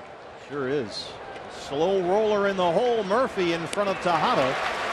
And Nice is rolling along. He's retired 9 straights. Diamondbacks trail it 5-2.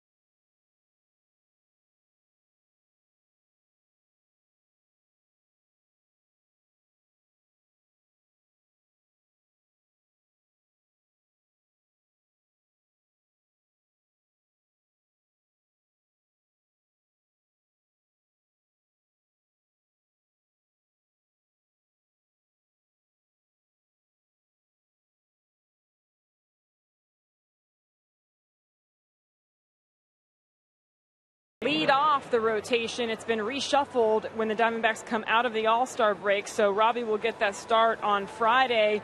And Robbie is going to prepare by throwing when he's up in Michigan over the break. He has a guy that can catch him, and it got me talking to a few pitchers about how they prepare. You know, Robbie Ray and Chase Anderson guys actually threw a little bit in Central Park the other day because it was the off day and Chase Anderson wanted to throw before his start on Friday. So these guys will find time over the All-Star break to get their work in. Particularly starters have a routine. You know, Brad Ziegler said, you know, I can get through without throwing at all, but I'm going to be back in Missouri. I might throw with my dad. So everyone has a routine. Gonzo, what about hitters? I think the hitters take a couple days off, not too many, and they'll be at the Chase Field, the guys that stayed back. And Chip may have a workout, I'm not sure. Maybe a day or two before they head into the series against San Francisco Giants. You don't want to take too many days off as hitters because you always have that routine and hand-eye coordination. You don't want to lose that rhythm at the plate. Andrew Chafin, the fourth pitcher of the ball game for the Diamondbacks, on to face Daniel Murphy to lead off the bottom of the sixth. Murphy homered in the third. He walked his last time up. He's 1 for 2. He's got the only non-Kirk Neuenhuis Met homer today. Well, if I had $1 for every time I said that, I'd have $1. Well,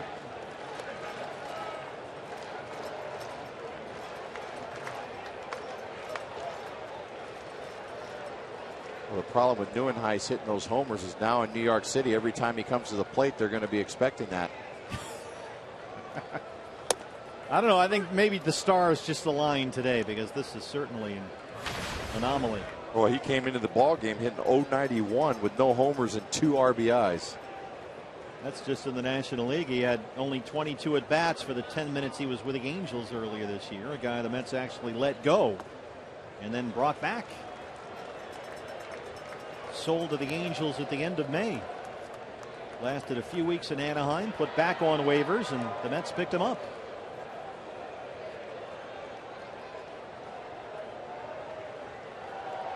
And as they'll say around here, Kurt Neuenhuis, the 3-homer game. I know because I was there. Murphy, the little dribbler. Owings has it. One away in the 6th. Hey fans, now's the time. Tweet us your best fan photo. Use the hashtag AZDataStrongFan. That's AZDataStrongFan. And maybe you'll see your photo in our Diamondback TV broadcast brought to you by T-Mobile. D-backs fans here this weekend. We really hit the jackpot weather-wise, Gonzo. A beautiful weekend here in New York. Here's Wilmer Flores, 1 for 3, a single in the 1st. Usually when we come to this ballpark, for whatever reason, we get a lot of rain. It's just one of those weird things. But this has been like U.S. Open weather that they get in September for the tennis tournament right next door. Fly ball to shallow center. AJ coming in. 2 outs.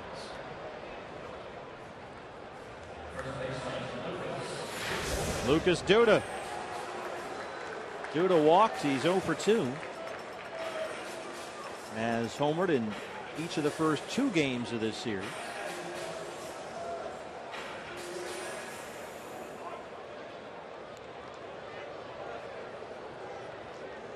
See what he starts him out with here. Lefty-lefty situation once again.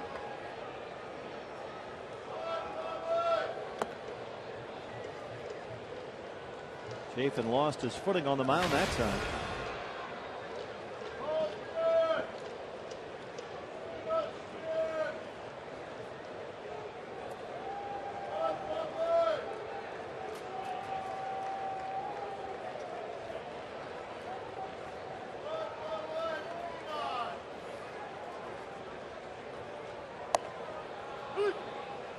One and one. The shift is on for the Diamondbacks. They overload the right-hand side. After he tried to come the first pitch with a fastball down and away, that second one, a little breaking ball, locked him up. Up the middle, away from the shift, but Ahmed is there.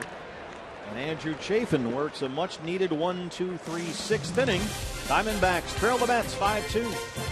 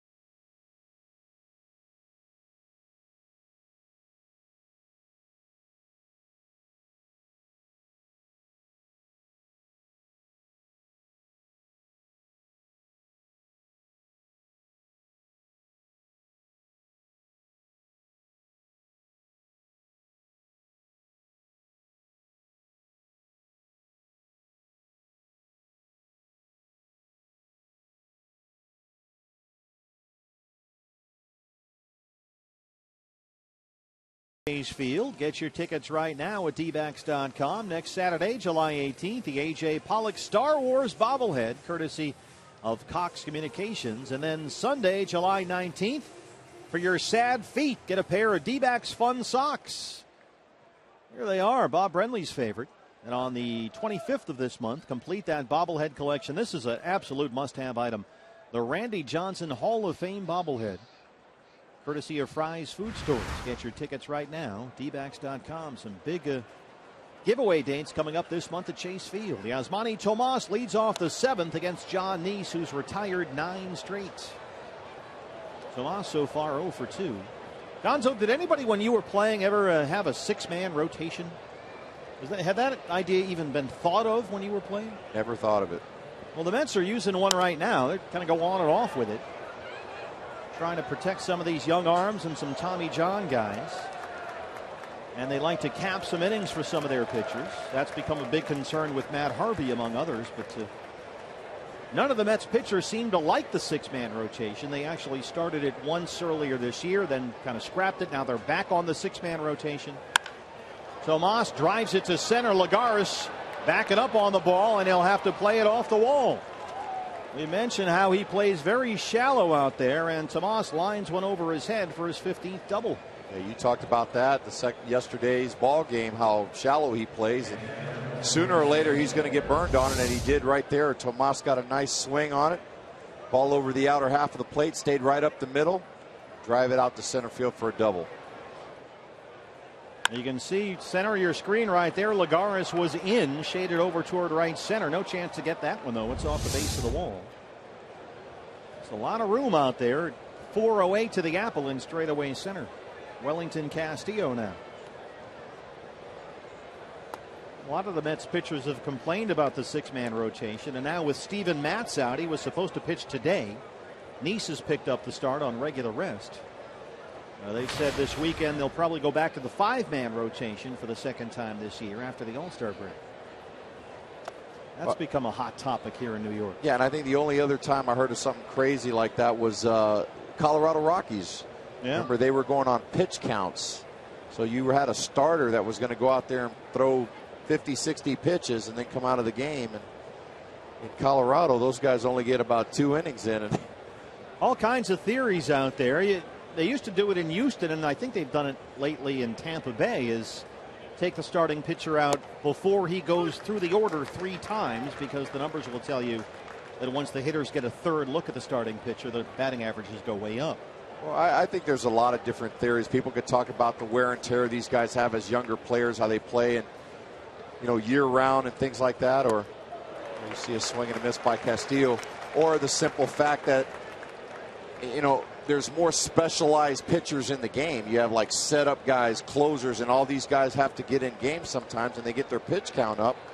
There was a time you never saw a guy like Nolan Ryan coming out of a game. Didn't matter how many pitches he had. Yeah, you're counting every pitch, every inning. Ball strike 3. He rings up Castillo. Just the 3rd strikeout for John Nice. Now they have some Tommy John guys. They have some very young guys, and they're trying to protect those arms. This was before the game. Noah Syndergaard on the far right, who struck out 13 here on Friday. Jacob deGrom, who was brilliant at Chase Field last month against the Diamondbacks. In the middle there, that's Steven Matz, the Long Island kid who was supposed to start this ball game. Aaron Hill lifts that in the air to Granderson. And so they've had their injury issues. And Matz is the Long Island lefty, a local kid, pitched here at Stony Brook, dazzling in winning his first 2 big league starts, but now out with a partial tear of a lat muscle on his left side. And they had thought maybe they would trade John Nice to get a bat, but look at the way he's pitched here. He's been very good lately. First pitch strikes to 20 of the 24 he's faced. And so now with Matz hurt, it seems unlikely they will trade Nice. So they have to get a bat from somewhere. At least that was the thinking going into this series. But now they have Kirk Neuenhuis. They don't need one, right? He's the answer. Within the last 24 hours, yes. Peralta 0 for 2. Well, New York, they rely on the hot hand here. They'll go with whoever's hot. He'd be the next star to come out of here. He's leading off the bottom of the 7th. 3 at bats, 3 home runs for Kirk Neuenhuis. Go figure. I'm sure when he steps into the batter's box, he'll get a hero's welcome. Got a curtain call after his 3rd homer the last time. There he is.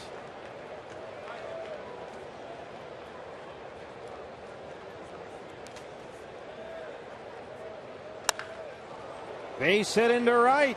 Tomas being waved home by Andy Green. Here's the throw. It's cut off. And it's an RBI single for David Peralta. Another big hit for David against a left-hand pitcher.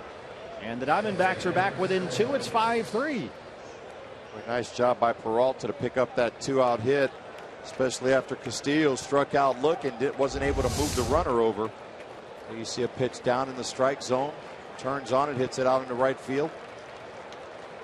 Terry Collins going to go get John East now with Chris Owings coming up, the right-hander. Another very good start for John Neese, taking a rotation spot of the injured Steven Matz. 5-3, D-backs trail, but threatening here in the 7th. Back after this.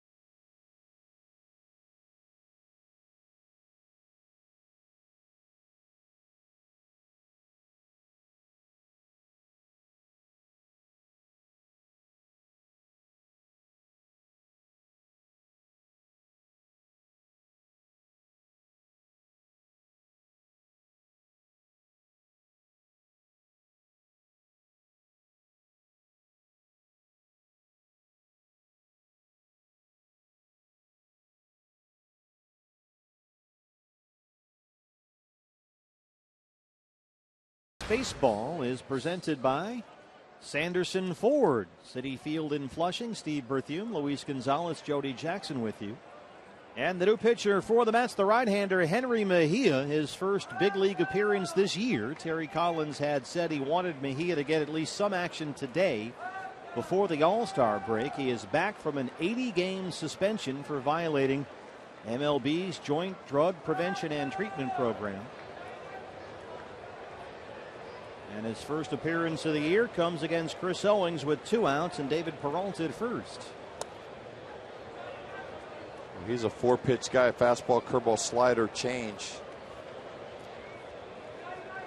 Like you said, not a lot of guys have seen him this year, so he's been basically working out, trying to get ready for the season.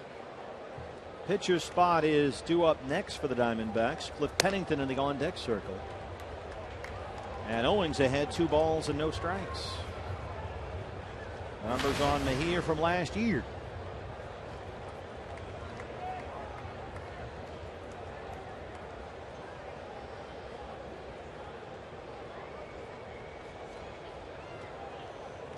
He does give up the hits. You saw their opponents were hitting .265 against him.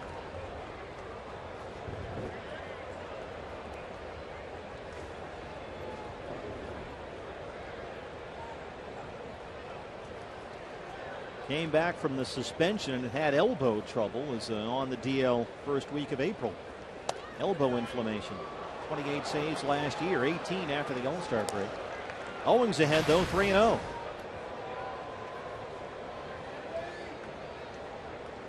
Good patience up there by Chris. Pennington would hit for the pitcher.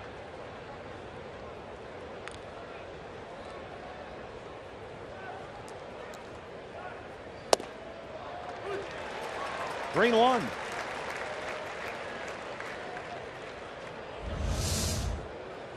You see a 3-0 pitch right down the center part of the plate. Now he's got 3-1. He's still in a hitter's count. Chris Owings going to be looking for something to drive here with 2 outs. Doubled off the wall in the left field corner back in the 3rd. Takes that one for a strike, and it's full 3-2.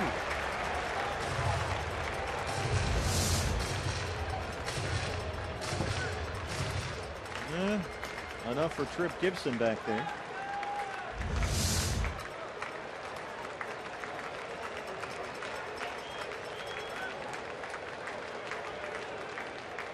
There goes Peralta. Owings lifts it in the air toward Granderson in right field near the line, and he runs it down. Well, Kurt Neuenhuis, 3 at-bats, 3 home runs. He leads off the Mets 7th. Diamondbacks down 5-3.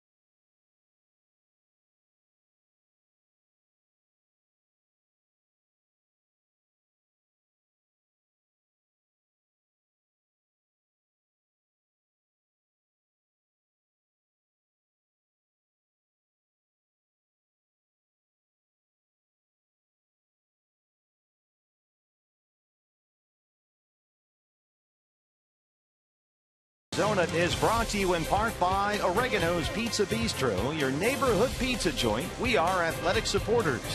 By Card Power from Arizona Federal Credit Union. Now that's the power of us. And by Tire Pros. For the best selection of Continental and General brand tires, visit your local Arizona Tire Pros location today.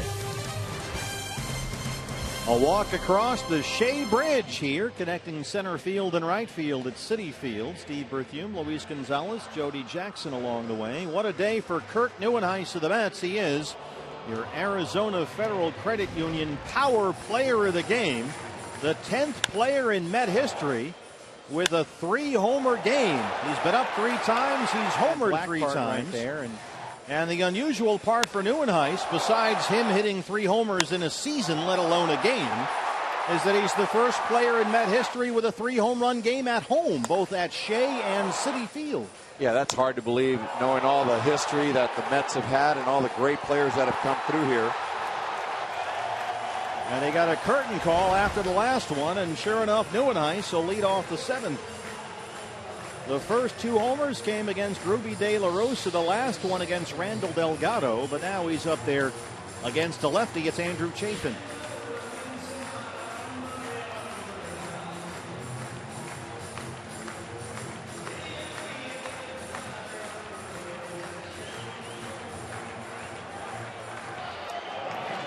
So here's Neuenhuis trying to make it 4 for 4. And they're going to stand for this at bat.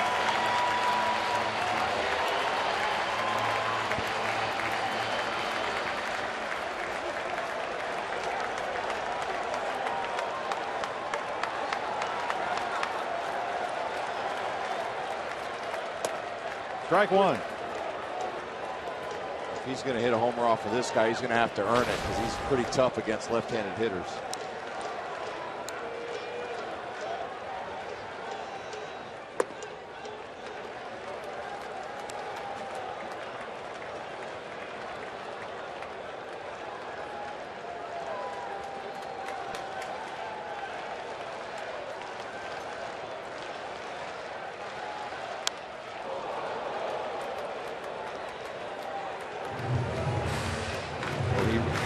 How about this? 1-2. Yeah, he rushed that 94-mile-an-hour fastball up and in on his hands. In each of the previous 2 seasons, Gonzo, Neuenhuis has had 3 home runs all year. And he strikes out. So a different story up against the lefty.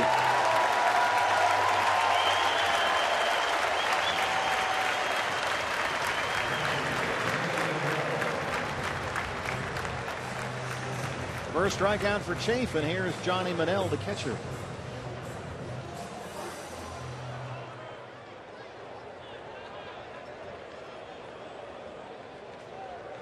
Nice job by Chafin just quieting that crowd down. Still a 2-run ball game here in the bottom of the 7th. And the Diamondbacks will have, after the pitcher spot, the top of the order coming up in the 8th.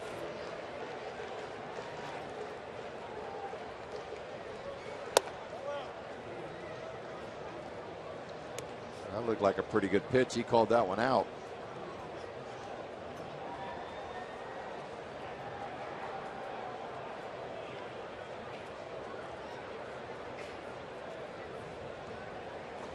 Enrique Burgos in the Diamondback bullpen. He threw 14 pitches yesterday. Pitched the 8th inning, a 1-2-3 8th. 1-2 on Manel, the catcher.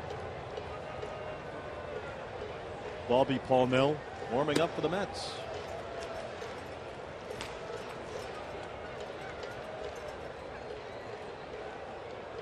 Parnell pitched yesterday.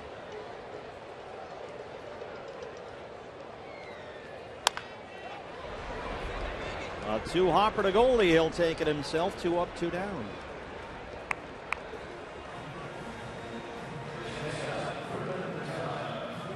Brings up Ruben Tejada.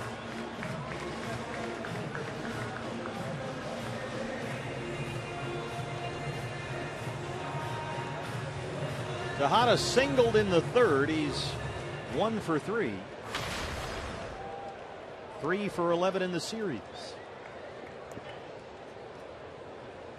Mets just moved Wilmer Flores off the shortstop spot. Finally, and have had Tejada there every day since the last week of June. He's been switching for the most part between 2nd and 3rd base all year. And so the Mets have reportedly been in trade discussions with the Brewers about possibly obtaining both Gene Segura and Aramis Ramirez. They're looking for a bat somewhere. Next Diamondback telecast after the All-Star break Friday at home at Chase Field against the Giants. 1-1. Well, you got to believe that they're not going to pawn off any of their top prospect starters that they have out there. Well, of course, Zach Wheeler's out for the year. Matz is hurt now. Getting a little thin. Harvey coming off Tommy John. I'm sure there's scouts combing the minor league systems right now looking for guys to throw in trades. Ball dude whiffed on that one. 1-2 on Tejada. Yeah, if you're going to make a deal with the Mets, you're going to want pitching in return. There's no doubt about that, especially if you're selling off some pieces like the Brewers may do, or some other ball clubs, Philadelphia, maybe the Reds.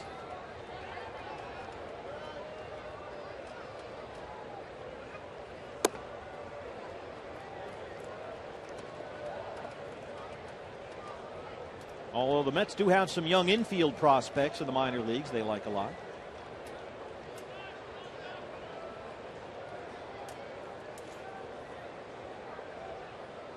Think the D-backs, any chance they're buyers at the trade deadline? I think so. I think you gotta explore all your options. Nick Ahmed throws them out. 6 up, 6 down for Chafin. Diamondbacks as we head to the 8th inning, down 5-3.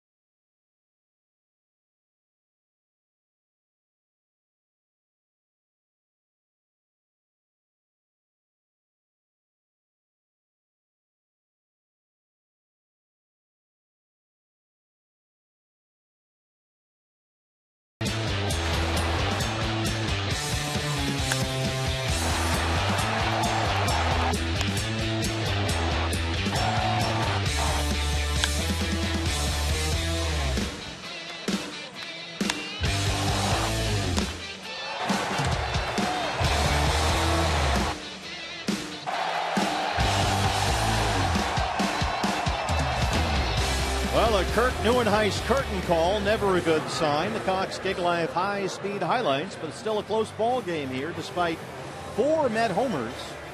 5-3 as we start the 8th inning. And the new pitcher for New York, Bobby Parnell, his 11th appearance of the year. He's been very good in this role. And it's a good Mike Francesa name here in New York. Bobby Parnell. Good pitcher. Pitcher spot leads off the 8th for the Diamondbacks, and Cliff Pennington will take the at-bats. Parnell's one of those guys with a heavy sinker. Tries to keep the ball down in the zone. Yeah, he doesn't have quite the same velocity as he once did, but it seems to have really helped that sinker.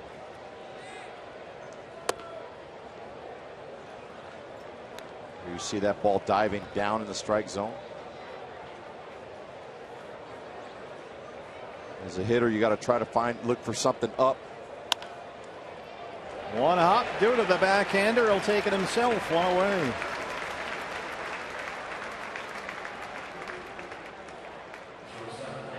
Brings up the leadoff man, Nick Ahmed.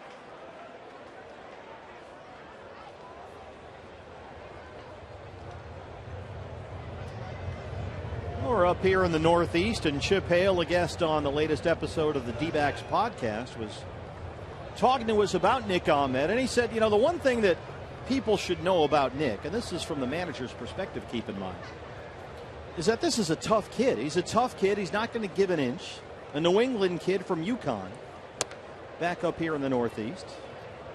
And he's a fighter. He's got some attitude, and Chip really likes that about him. And he thought it really helped him through his early season struggles at the plate, down when he was hitting $130 back in the middle of May. Oh, Bobby Parnell, glove save and a beauty. 2 down.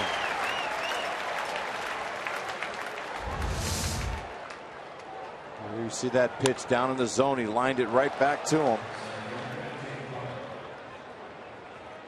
Only 2 balls hit hard. Can't do anything about those. Pennington, a hard shot to first base, and Ahmed here, line drive back to the pitcher, and nothing to show for the D-backs. Still just 5 hits for the Diamondbacks. A.J. Pollock gets a piece of that one. 0-1.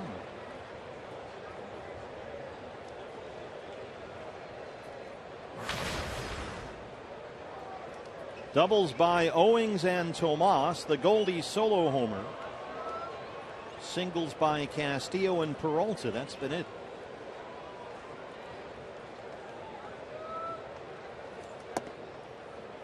One and one.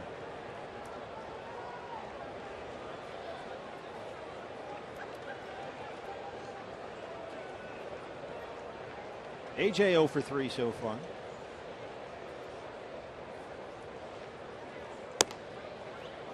So what, AJ went through a quiet stretch there the last 2+ weeks of June or so. A 16-game stretch during which he hit under 170, but as soon as the calendar turned, AJ flipped the page as well. He's hit safely in every game this month. 2-2. He's starting to hit the ball well. He shot a ball into right center field earlier and got robbed of a hit. That was going into yesterday. He walked twice and scored a run yesterday, batting nearly 370 in July.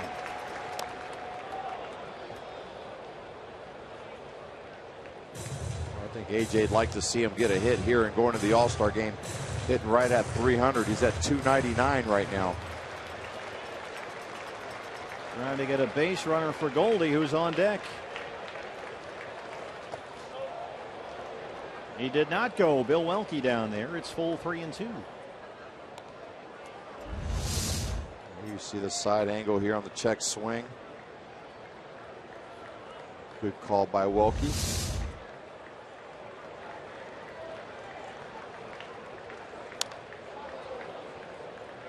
AJ doing a good job of just battling, trying to stay alive, and try to get Goldie up to the plate. Daniel Hudson warming up in the Diamondback bullpen. Mets in the 8th will have the pitcher spot, then Lagares and Granderson. 3-2. There's your base runner. A 2-out walk, and here comes Goldie, who homered back in the 4th.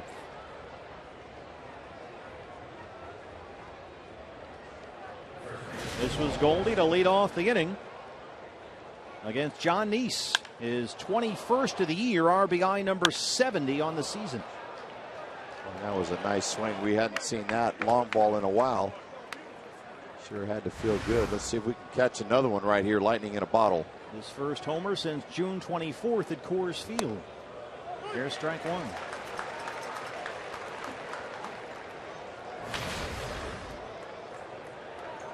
Keep getting texts from Mets fans. We'll trade you Syndergaard and a prospect for Goldschmidt. I keep telling them no. I'm holding them off. Yeah. Mets fans, they get a little delusional. I guess you have to be a Met fan, right? All the New York guys up here are nodding their heads yes.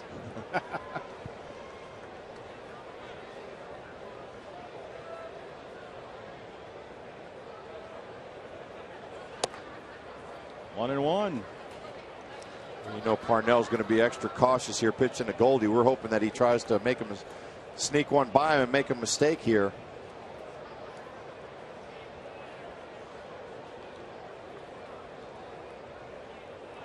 Tying run at the plate, 2 down. A little flare, foul territory. Duda has a look, and he makes a great sliding grab. And that ends the inning. Lucas Duda. Well, they got the Diamondbacks with a couple of home runs in the first 2 games of this series, and a very nice defensive play there to win the 8th. They strand the 2-out walk. Lucas Duda in foul ground. Diamondbacks still trail at 5-3.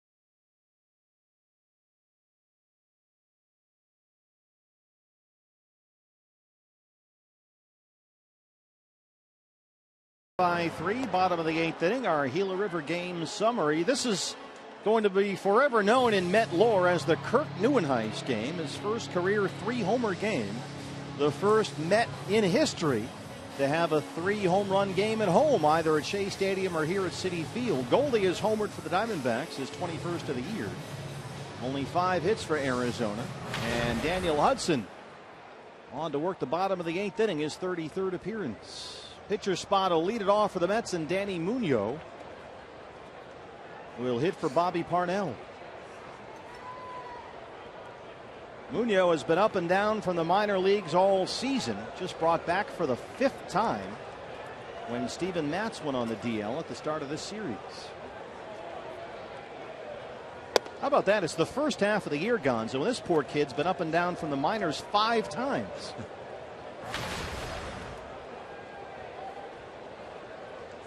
Have luggage, will travel. Back and forth from AAA Las Vegas.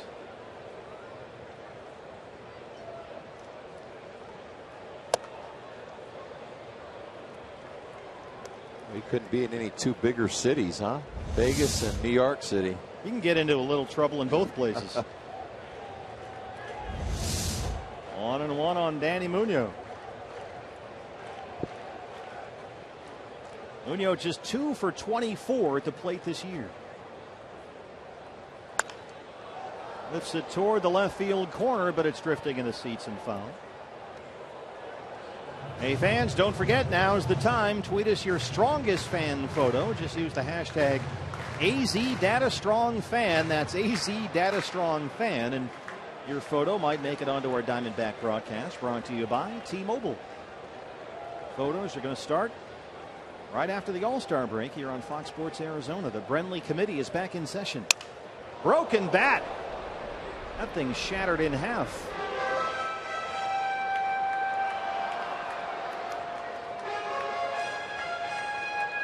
How about this? I don't imagine this feels good. No, and that's one of the things with those maple bats. Those things, when they shatter, they go the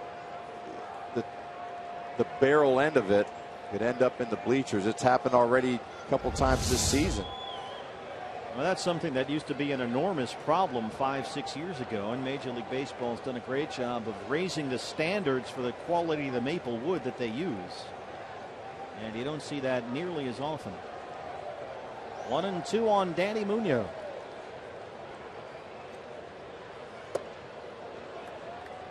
Well, I think, too, you didn't see that back in the day with a lot of players using ash bats.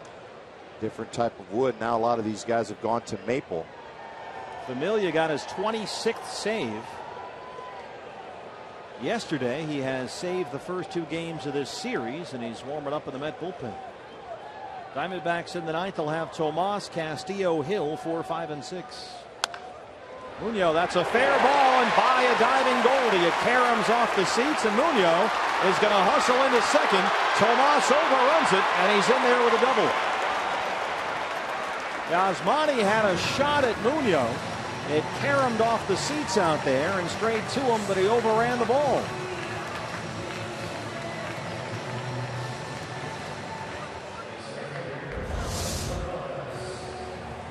Well, you see the ball down and in.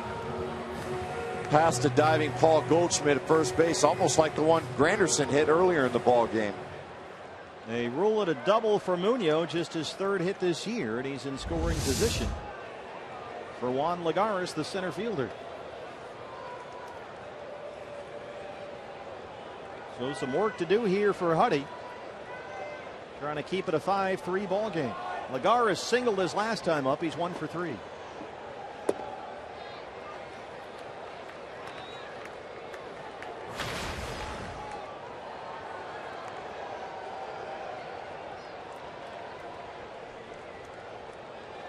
There's no question Huddy's got his fastball back, throwing 96, 97 miles an hour.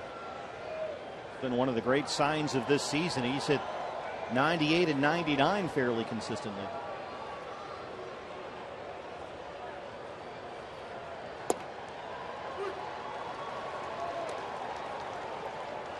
Well, as Met fans have pointed out, someday they'll have an old-timers game. Maybe they'll bring back Terry Collins, and we'll introduce Kirk Neuenhuis, and they'll all reference the Kirk Neuenhuis game where he hit 3 home runs against the Diamondbacks.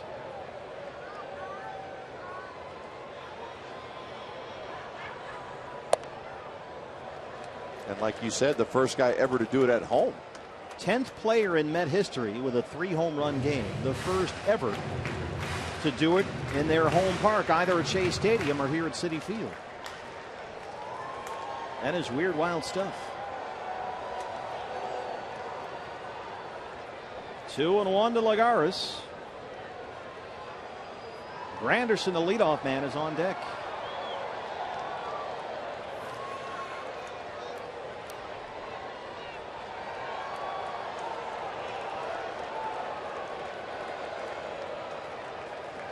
You must have had games like that where it's just jumping off your bat and flying into the seats. You had a lot of those. I did. I had a couple 3-homer games. I think one was against the New York Mets. Nice. Well, this is payback, so this is your fault. But it was in Arizona. I would have liked to have done it here against the Mets. At Shea.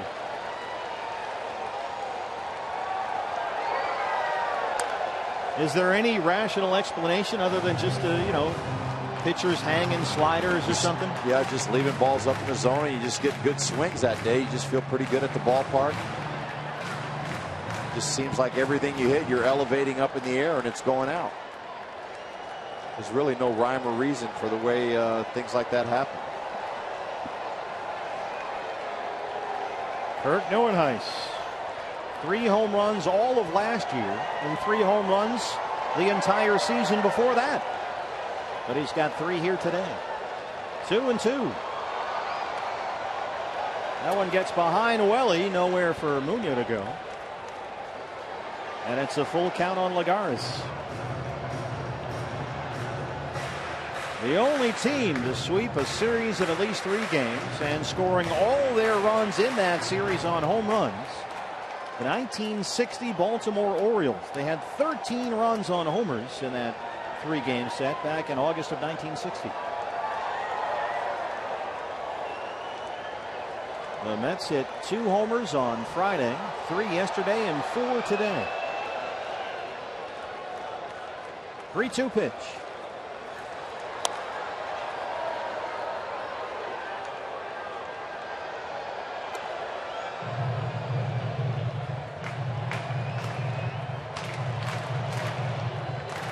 Friday it was Duda and Kadire back-to-back in the first. Saturday, Duda, Harvey the pitcher, and Tejada. And today 3 for Neuenhuis, 1 for Murphy. Another 3-2 to Lagares.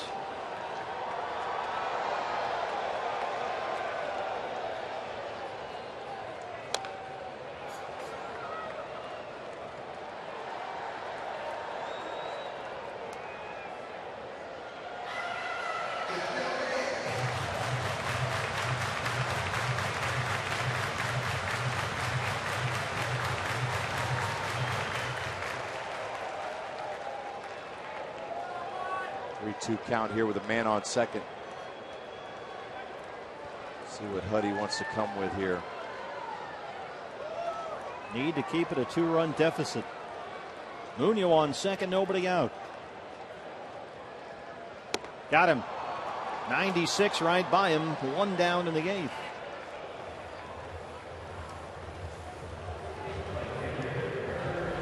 Well, you talk about an electric fastball just up in the zone, tailing away. Ball is by you. Here's Curtis Granderson, a double in the 4th. He's 1 for 4.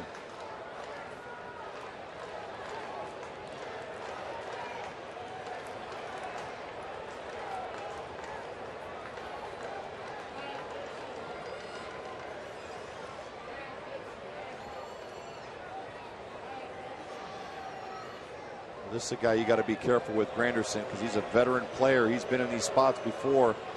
Knows that Huddy's got an electric fastball. He's going to be cheating, trying to get that bat head out.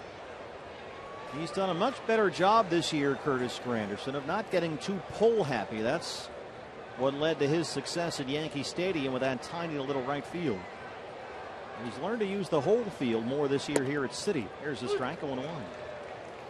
And as a result, he's hitting the ball up the middle. He's hitting it the other way much more and has become a much better line drive hitter. And that suits this ballpark.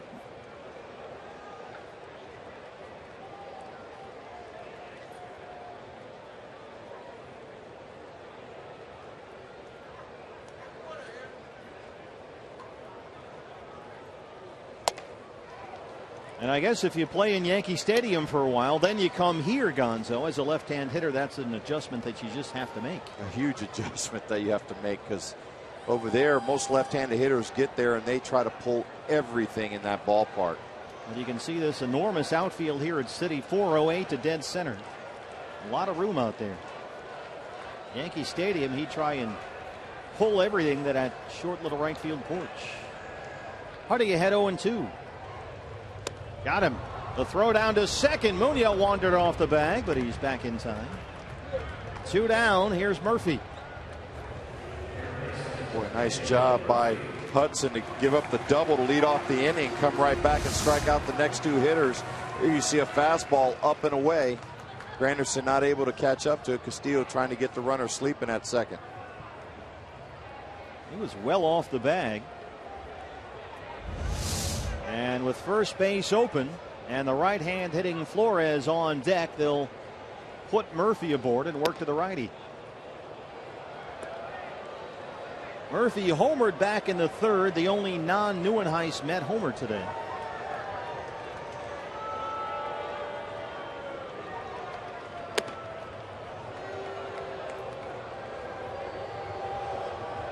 Chip Hale more than familiar with this ballpark. He used to work on the Met staffs of both Jerry Manuel and Terry Collins. He was a coach here before going to Oakland, where he worked under Bob Melvin.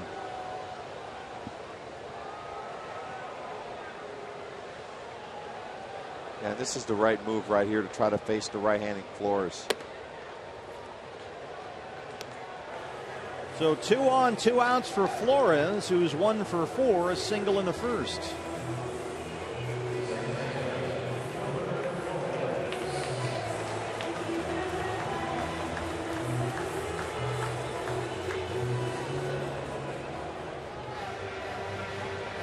Flores has been a pretty productive bat for the Mets this month. He's hitting nearly 380 in July. And he's up there with 2 on and 2 outs. Next Diamondback broadcast after the All-Star break is Friday, the start of a long homestand. Robbie Ray on the mound against the Giants. Hope to see you at Chase Field, dbacks.com/tickets. Got a long homestand coming up, some great giveaway items. Munoz, the runner at second, and Murphy at first. 2 down for Flores.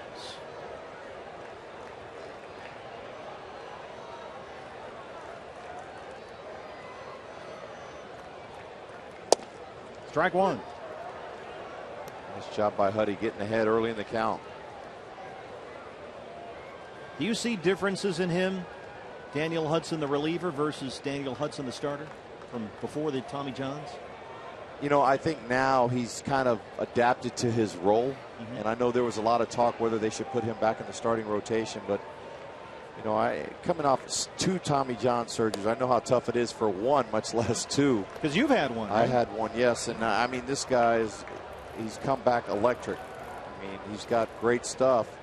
And you don't know how long that tendon could last in there if they make him a starter. I think the thought was eventually they could work him back and get more strength in there and maybe stretch him out sooner or later. But for right now, the role that he's fit on this team has been perfect, just coming out of the bullpen. Very effective in 1-inning bursts. The 1-1, a little looper into left, but Peralta's there and he runs it down. So Daniel Hudson strands 2 and gets us to the 9th inning.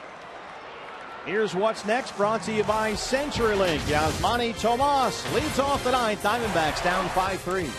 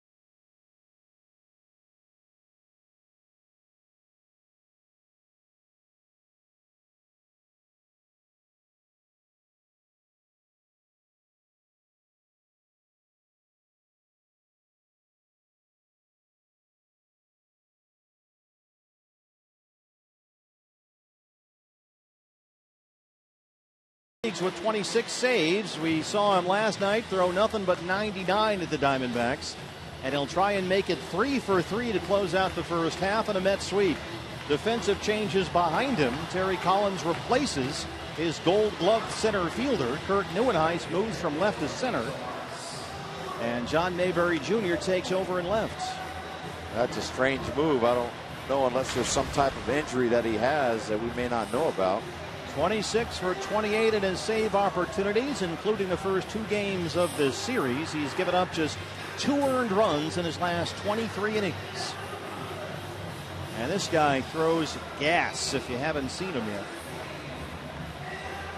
Yasmani Tomas, Wellington Castillo, Aaron Hill, 4, 5, and 6 scheduled up in the Diamondback ninth. Tomas doubled and scored his last time up. He's 1 for 3. Tomas's job right here is to try to get on base. Down by 2 runs, you need to desperately try to get some runners on for him. The guys behind him. Diamondbacks trying to avoid getting swept here at Citi Field for the first time in more than 4 years.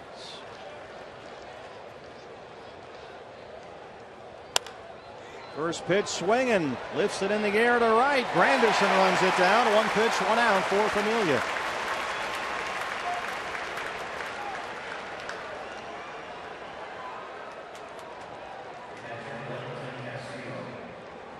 Wellington Castillo. Tomas just kind of flipped his bat out there, trying to fillet a ball out in the right field.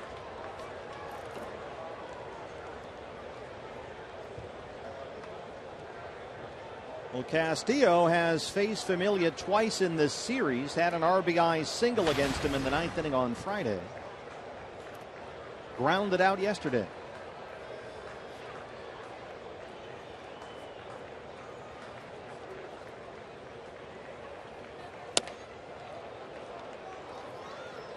.98 misses. It's 1-0.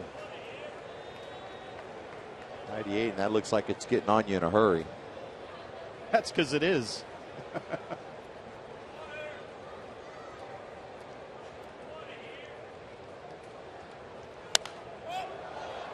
That's in the seats. 1-1. Another pitch away. I think most hitters need to realize at this level late in the game, if it's a close game, most relievers come in. They're not going to. They don't want to get beat pitching you middle in. If they throw middle in, it's a show me pitch. More times than not, they're going to pitch you away. If you're going to beat them, you're going to have to hit it out the opposite field. Castillo has one of the Diamondbacks' 5 hits today. A single in the second. He's 1 for 3. Look out. And that one just got away from him.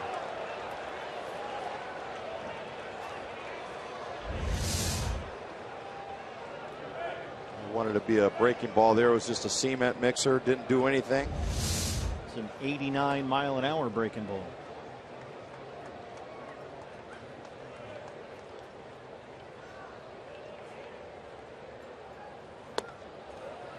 This is at 99. Castillo's ahead. 3 balls and a strike. Take a peek at Monell, the catcher. He keeps setting up away. Like I said, when you're late in the game, it's a 2-run game. You don't want to get beat in. Now, Castillo's cheating here, 3-1. He's looking for something to drive.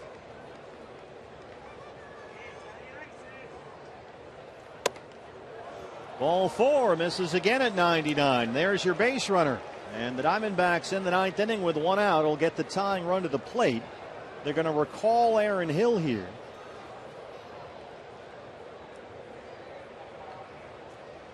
Oscar Hernandez is going to make his major league debut, the Rule 5 pick, as a pinch runner. So welcome to the big leagues, Oscar Hernandez. He'll run for Castillo. The catcher replaces the catcher, pinch running for his major league debut. I think Oscar's legs are a little fresher right now. Go get him, kid. So they recall Hill, and they'll send the left-hand hitting Jake Lamb up there to bat against Familia. Jake is 0 for 8 with 5 strikeouts in the series. He's at .282 for the year, a pair of homers. So Lamb hits for Hill. He's the tying run at the plate, 1 out in the 9th. This just goes to show you the confidence that our D-backs coaching staff has in Jake Lamb. Trying to tie it up maybe with one swing right here. 99. Again, he can't locate the fastball, and it's 1-0. Simple fact that Aaron Hill's struggling a little bit at the plate, and Jake Lamb, being a left-handed hitter, makes it an easier combo for him to hit off of Familia.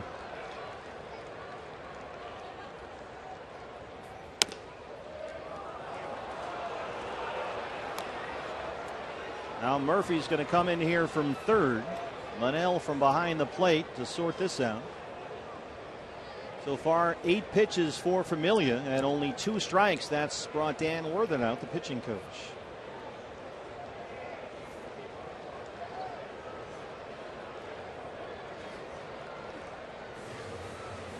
We do have news, by the way, on Juan Lagares, their Gold Glove center fielder. He had to come out of the ball game with a tight right calf, is what the Mets have said. So Neuenhuis moves over from left to center, and Mayberry takes over in left. So Lagares, a tight right calf. He comes out of the ball game. Lamb ahead 2-0.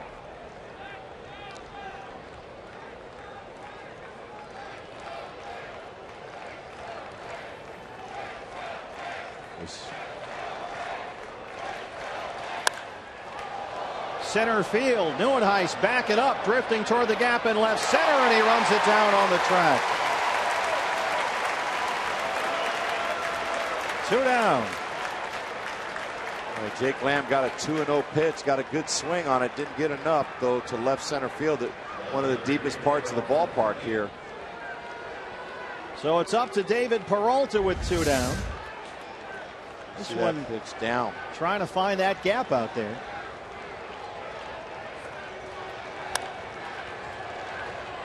Neuenhuis, the new center fielder. Mayberry over there in left.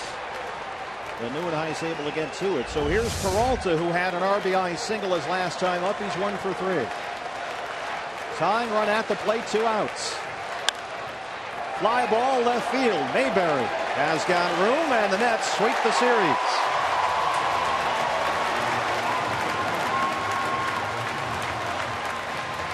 So the Diamondbacks lose this one 5-3 as the Mets hit 4 home runs, 3 of them by Kurt Neuenhuis.